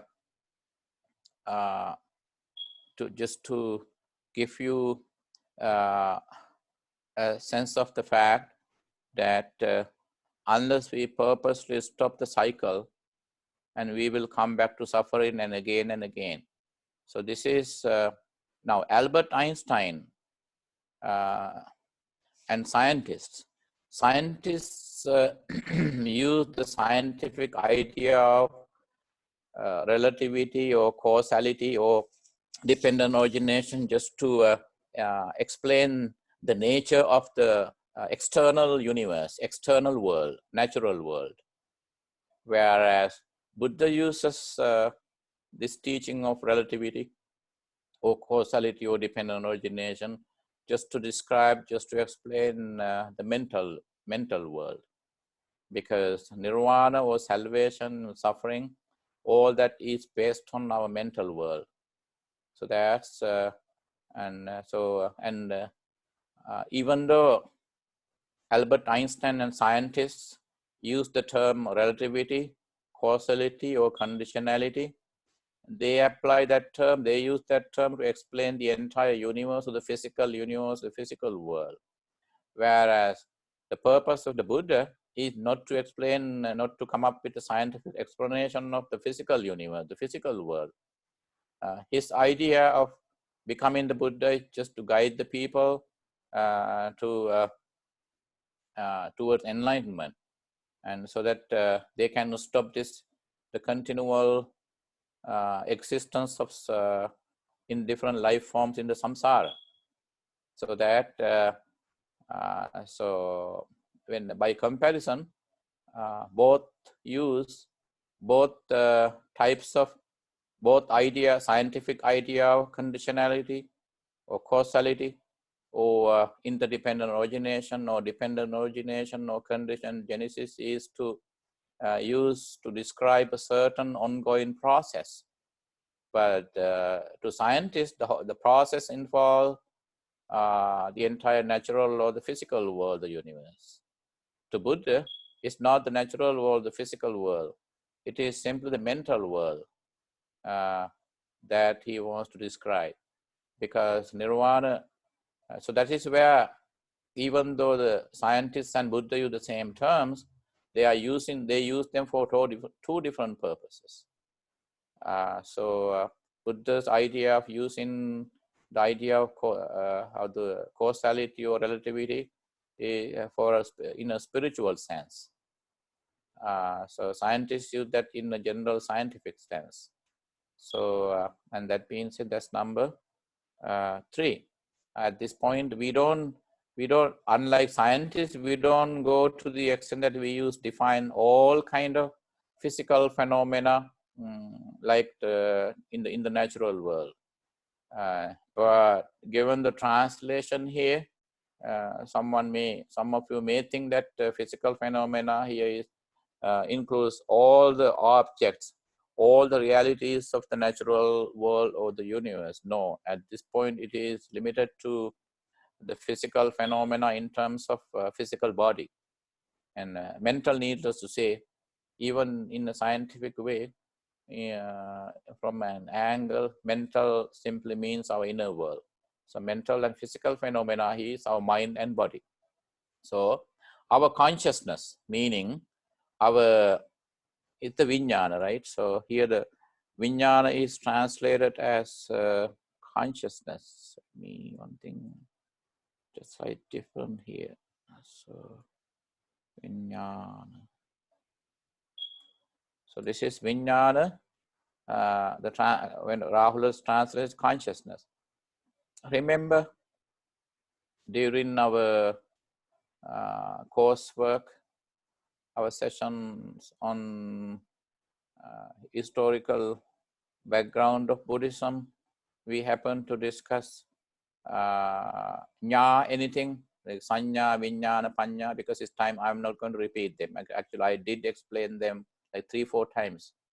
So remember when we said that vijnana meaning a certain area of our consciousness that that collects, that stores, that harbors assumptions and conclusions that we make. So at that point, so that is means vijnana means our mental ability, mental an area of our consciousness that deals with our assumptions and conclusions. And then so when you observe our mind, when we observe our physical body, and based on our level of attachment or hating, at times we hate ourselves, at times we love ourselves. Whichever the condition it is, we have a negative approach to ourselves and we have a positive approach to ourselves. And based on that, we condition our mind and body. Now, so when you are self-hating, what happens is, and then you don't value your mind, you don't value your feelings, you don't value your mental tendencies. Even if you are a valuable person and you don't value your ability. And even if you are not sick, even if you don't have any medical complications, but still you don't appreciate your physical body. Why? Because you live in denial. When you live in denial, then denial means it's a mental condition, meaning it comes from our consciousness. So because of your, condition of denial, that is purely based on consciousness, that is mental, and that mental condition can negatively affect your other feelings, other mental phenomena, like other feelings, other decisions, other tendencies, other thoughts. And of course, it can also have a negatively affect your physical body at this point, like neuropsychologically, right? So that you hate your physical body, and then as a result, the physical body is now being left out, and then you are not taking care of your physical body because you don't care that your physical body needs to be healthy, so that the body can fall sick. See, that's how consciousness or vijnana modifies or conditions our mental and our mind and body. Any questions about that? So number 4 is through mental and physical. I think this is repeated, a typo here. Through mental and physical phenomena are conditioned 6 faculties. Now, at this point again, physical, mental phenomena is our mind, that is nama, and physical phenomena is physical body here, mind and body. Now, through mental and physical phenomena, so that are conditioned the 6 faculties. Now, what are the 6 faculties here? Sense. This is the sense faculties. Our eyes, our ears, our tongue, our nose, our skin, and these are called the 6 senses. Now, what is to make it, to get it simple, is that it's because of our mental and because of the mental part of, let me do this, because we have a mind, because we have a physical body, because these two mechanisms are coexistence, as they are built into one system, one mechanism, that is called selfhood. We become conscious beings, sentient beings. Now we use this word, sentient beings. Now we are sentient beings. So we are sentient beings because of these senses, sense faculties, sense organs. At this point, nama rupa pachaya, salayatana, and you don't have to worry about the Pali. You don't need these Pali words anyway, right? Because I never want to get you confused, and I never want to give you too many things, too much homework to do. And simply get the context. Actually, when you answer a question about dependent origination, and explain that in your own context with your own analogies, because this is one of the hardest teachings.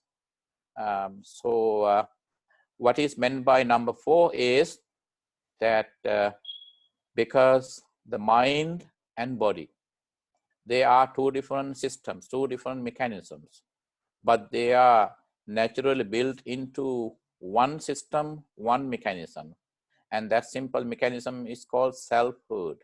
Now, the selfhood is functional because of the 6 sense organs, 6 sense faculties: eye, ears, nose, tongue, and skin.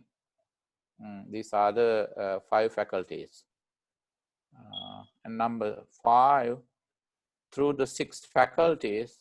Oh, by the way, whenever there are 6 faculties, but basically we use in our, when we are awake, when we are fully socially involved, we use the first 5 sense faculties or sense organs.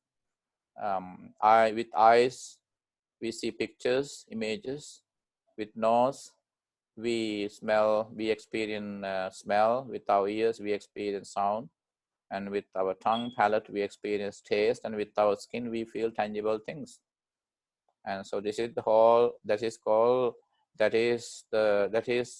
how we function as sentient beings, for the simple reason that we have no life, no living, no existence without the involvement of sense faculties. We call ourselves sentient beings. Now, and then what happens is, when we experience the world, we generate lots of interest. We get fascinated by them, fascinated by our experience. We feel like repeating our experience. We feel like repeating another round of enjoyment. Why this is? This is because of the through the six faculties is conditioned contact here, passive.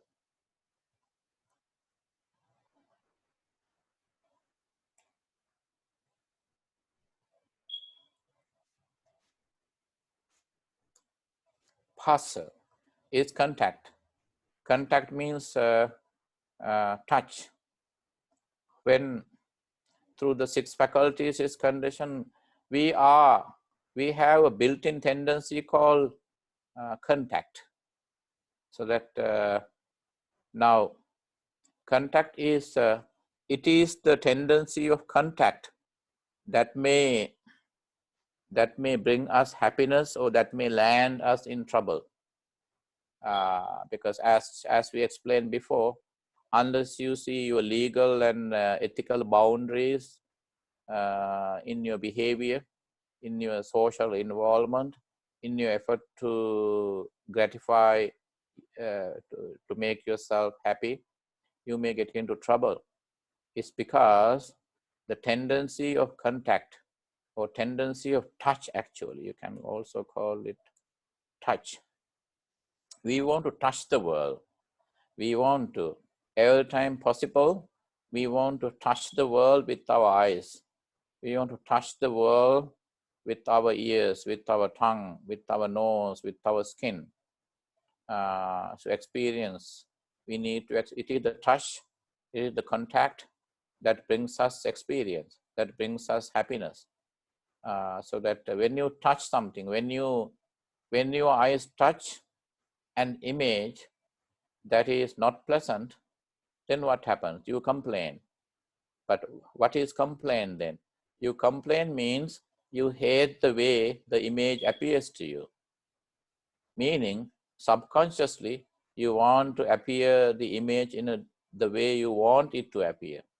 But it doesn't appear the way you want it to appear. So that you find the image unpleasant, the scene unpleasant, image unpleasant. At that point, you will find it difficult to stop talking about or talking about your unpleasant feelings regarding the image.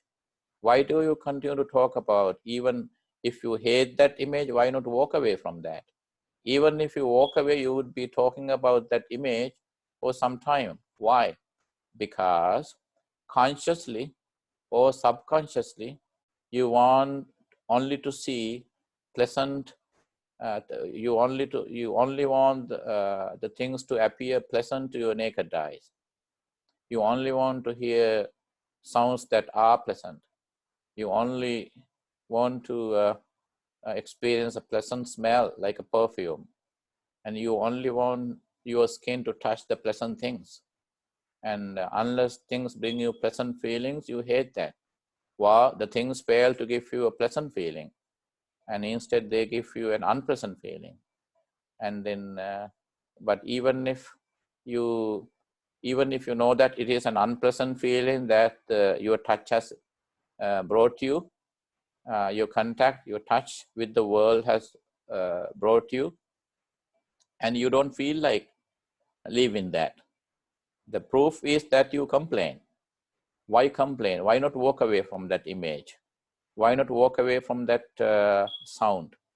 Even if you do, for some time you will be talking about that for some time, meaning you continue, you still maintain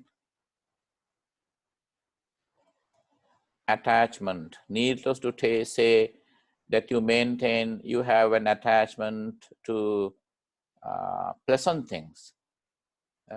Continually, you also have an attachment to unpleasant things as well. And that attachment is called passive attachment. It's passive.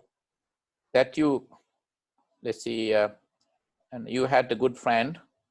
It's like Yeah, so that is like a lifetime friend. So sometimes you broke up with that friend yesterday, and probably whomsoever you happen to talk this morning, and then you would at times purposely drag your friend into a discussion about the friend that you broke up with yesterday. Why you are so agitated, so down, so depressed that you happen to break up with that friend. Now, why you are talking about that friend? Probably more than ever before. And then when you were still friendly, when that party was still your friend, and you would hardly mention him to me. But this morning, the only thing that you wanted to talk about is the friend that you broke up with yesterday. Why is that? So the active attachment is over. Now you are having a passive attachment to your friend. So the only thing that you like, the whole topic for the day or for many more days to come would be to talk about the friend who is no longer with you, and but because you are maintaining a passive attachment with him. That's called. Now that is how. Our sense faculties, condition and enhance and increase the ability and the capacity of our tendency of touch, our tendency of contact. It is because of the tendency of touch that we remain fully involved with the world, consciously or subconsciously. At that point, I would like to bring your attention to another term that we discussed in one of our previous sessions. That's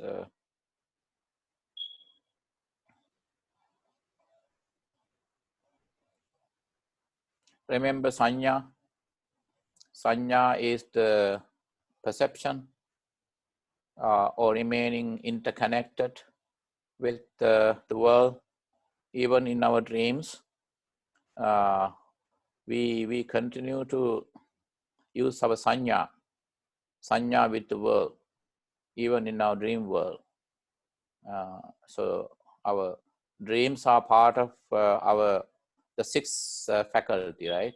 Because what is the sixth sense faculty? Eyes, ears, nose, tongue, and skin.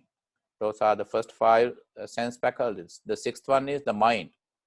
Whenever the mind is the control, or the data collection center for all the first five faculties. But mind also has a role as a totally different sense faculty. So that's why it's called the sixth sense, sixth faculty. Whenever the sixth sense is not in use as the data collection center for the other first five faculties, so then it functions as a faculty itself. And what at that point, what the sixth faculty, as the consciousness as the sixth faculty does, is to process, to visit, to revisit, to process, and to reprocess the data that it has collected. And that data processing doesn't stop even in our dreams.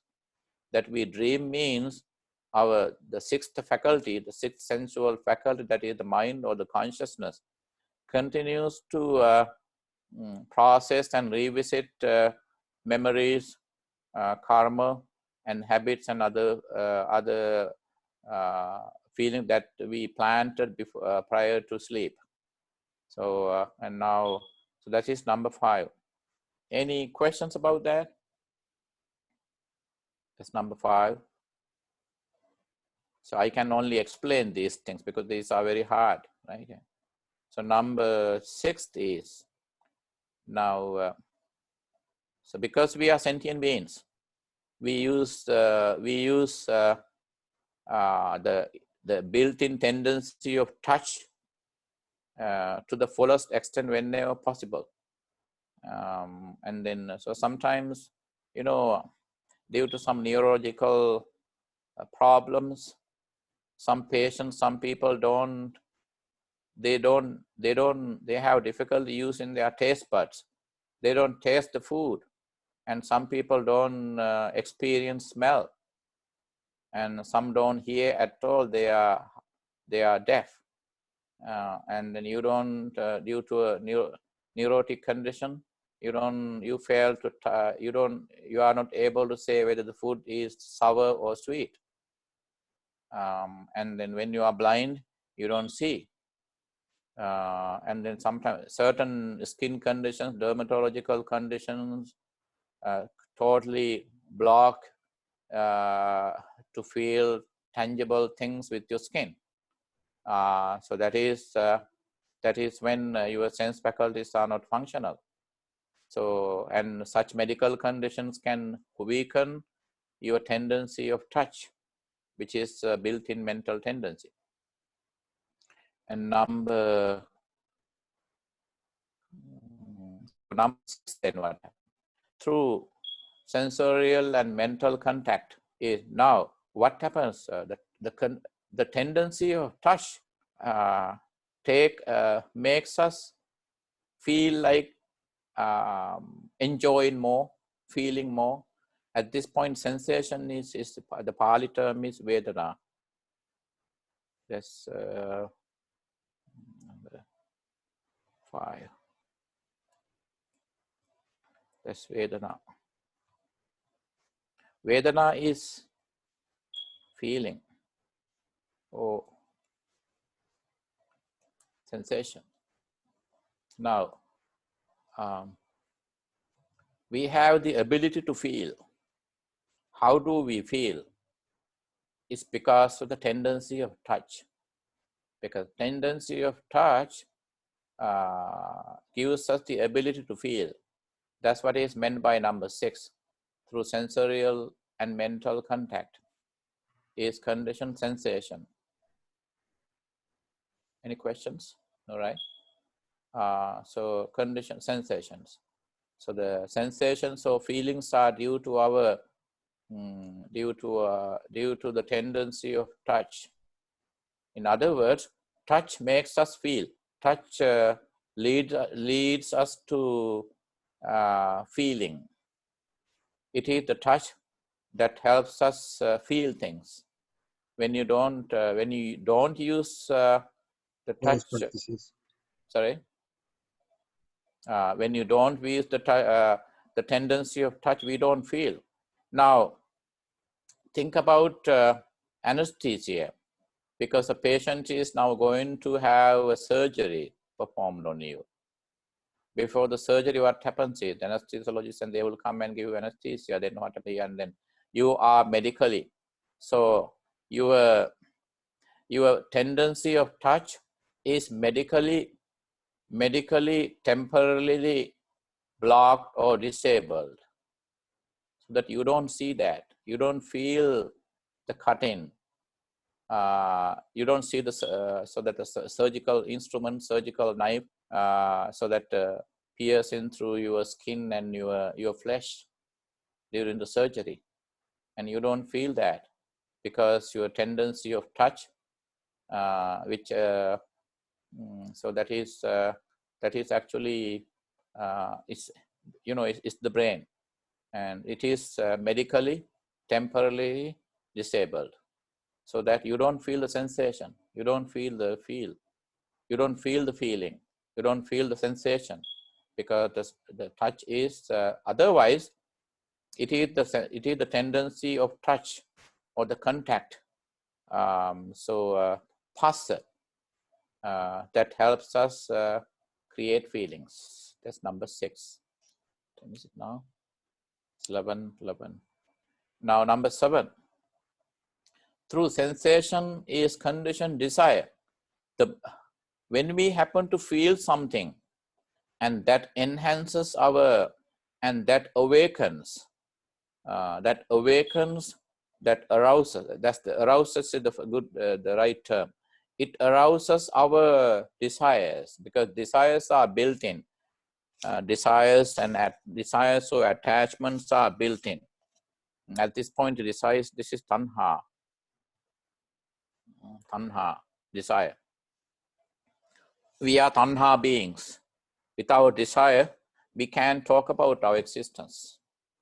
And the desire is one thing that we all use to define ourselves, that we use to identify ourselves. Now, so that here, tanha, trush, that is trushna. Trushna in Sanskrit, tanha. Sorry, I'm sitting on the floor. Tanha or trushna. Now, this is through sensation is conditioned desire. Now, feeling enhances, sensation or feeling enhances your desire. Now, from number 7 onwards, so it is, we find it much easier to understand. So from 1 to 6, the factors from num to 6 were very difficult. Now, so the number 7, we can very easily understand that. So when we feel, our feelings, our sensations arouse our desire. And then Rahula, when Rahula call it thirst, through sensation is conditioned desire, thirst. And that is Vedana, Tanha. Vedana is feeling, Tanha is desire. And that is because of this tendency. This is because of this this nature, that the more we feel something, we want it again more, and then so we feel like enjoying, going for that again and again. So this factor number 7 also corresponds to our addictions, actually. So the tendency of addiction, and some we get addicted to certain things, at times beyond our ethical and legal boundaries. We may even get into trouble legally. So that I would always have this factor number 7 during my prison counseling session, my counseling session with prisoners, inmates, and then they would often talk about their desire, and they were desirous, because I have spoken to rapists, those who have molested women, rapists, and they have a deep thirst. They were deeply thirsty of going after women and raping them. And then you are deeply thirsty of alcoholism. You need more and more drinking. You need to drink. You need to smoke. You find it difficult to get rid of certain habits. Habits become chronic. Why habits become chronic? It's because of this number 7, through sensation, because sensation or feeling enhances, or it invites, it enhances, it arouses your desires, your thirst, your trushna, your tanha. As I say, you don't feel like stopping. You want more and more and more, and you never feel like giving up. You need more. So until it becomes an addiction, you get addicted to things. So at this point, number 7, I would like to bring your attention to something else. So this is called, and Buddha uses this one in Majjhima Nikaya. So that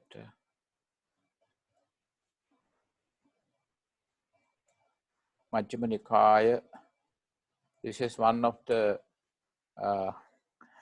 books of the Buddhist Pali canon. In the Majjhima Nikaya, Buddha talks about these 2 words. I wonder whether I taught these 2 words before. Anuruddha and Pativiruddha. That is favoring and opposing, attachment and aversion, love and hate. So now, according to Majjhima Nikaya, this is our inner struggle. So we love things because of our feeling. Feeling arouses thirst, desire, and then when we are desirous of something and we want things are the source of our desire fulfillment. When things fail to satisfy our desires, our thirst, our trishna, our tanha, and then we don't enjoy, we find our feeling or sensation not happy. Now, when the desire is fulfilled, and then the sensation that enhances, sensation that leads to the arousal of desire is negative too. And then even the sensation conditions desire. When the desire is not fulfilled, sensations also become negative. It's the other way around. So as a result, what happens is, so that we stop being, how to say, interested in what we have been experiencing, and we start hating that. We stop loving that, and then we start hating that. This Buddha call, so this is the perennial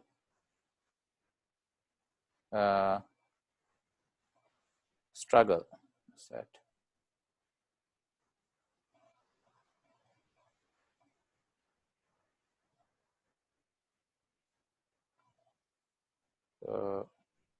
give me 1 second.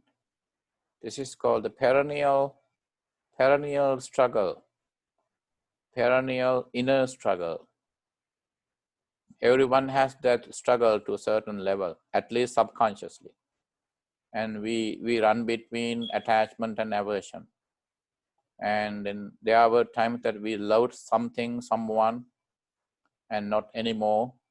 But we continue to maintain a passive attachment, passive trishna, passive attachment. And then we continue to use our feelings to enhance. And feeling maybe that negative experience has turned our sensations, our feeling into negative ones. And then we will continue to talk about our friends who have turned our enemies, our opponents. And we continue to talk about them in a passive manner. That's because it's all because of this number 7, through sensation is conditioned desire. And then number 8, through desire, thirst. In Venerable Rahula's translation is very interesting. Thirst. It's not trishna, desire. Through thirst, through desire, thirst is conditions clinging. Then what happens? Now, sensation or feeling, so that arouses desire or activates desire. When the desires are activated, we feel like continuing. We never want to give up. We never want to walk away from that. Now, what about walking away from negative things? That is called aversion, like stop loving and start hating. But actually, that is also the continuation of your, how to say, so you are clinging. So clinging means you continue to stick to whatever you love, but fascinatingly, you also continue to stick to, continue to clinging to what you hate. That's why when it comes to our human condition, we sacrifice and we make more time to talk about, more time to talk about things that are unpleasant to us, people that are unpleasant to us. We sacrifice more time to, we dedicate more time to talking about our enemies and our opponents than our friends, than our loved ones. Just because of that inner, the perennial or the lifelong inner struggle between love and hate, between favoring and opposing, between Anuruddha and Pativiruddha. But still, we cling, we continue to cling. When the desire is there, when the desire is activated, so that we want to, we never want to give up. We never want to walk away from that. We call it ourselves, we embrace that. We embrace that, we hug that to our chest, hug that to our mind, and we feel like having that forever, having something forever, having someone forever, as long as we live. And even beyond this lifetime, you feel like having that thing or that person forever. And that's called the tendency of clinging again. This is another tendency.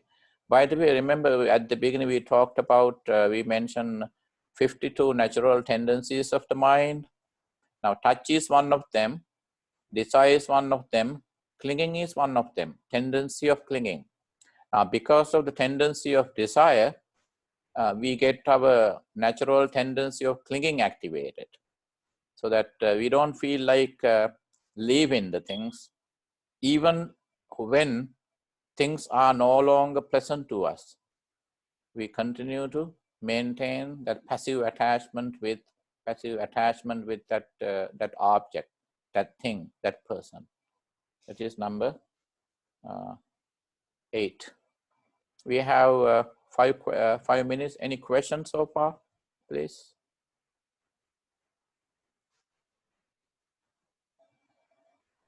You know, right? Yeah. Okay. So number 8 is then through desire, trishna, thirst is conditioned clinging. Number 8. And number 9, through clinging. Oh, by the way, that's what the Pali word for clinging is opa. Opa.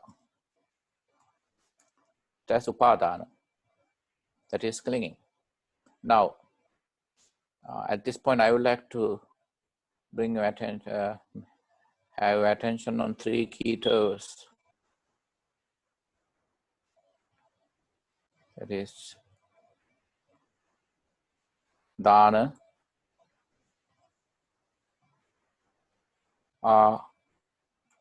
dana, then upa,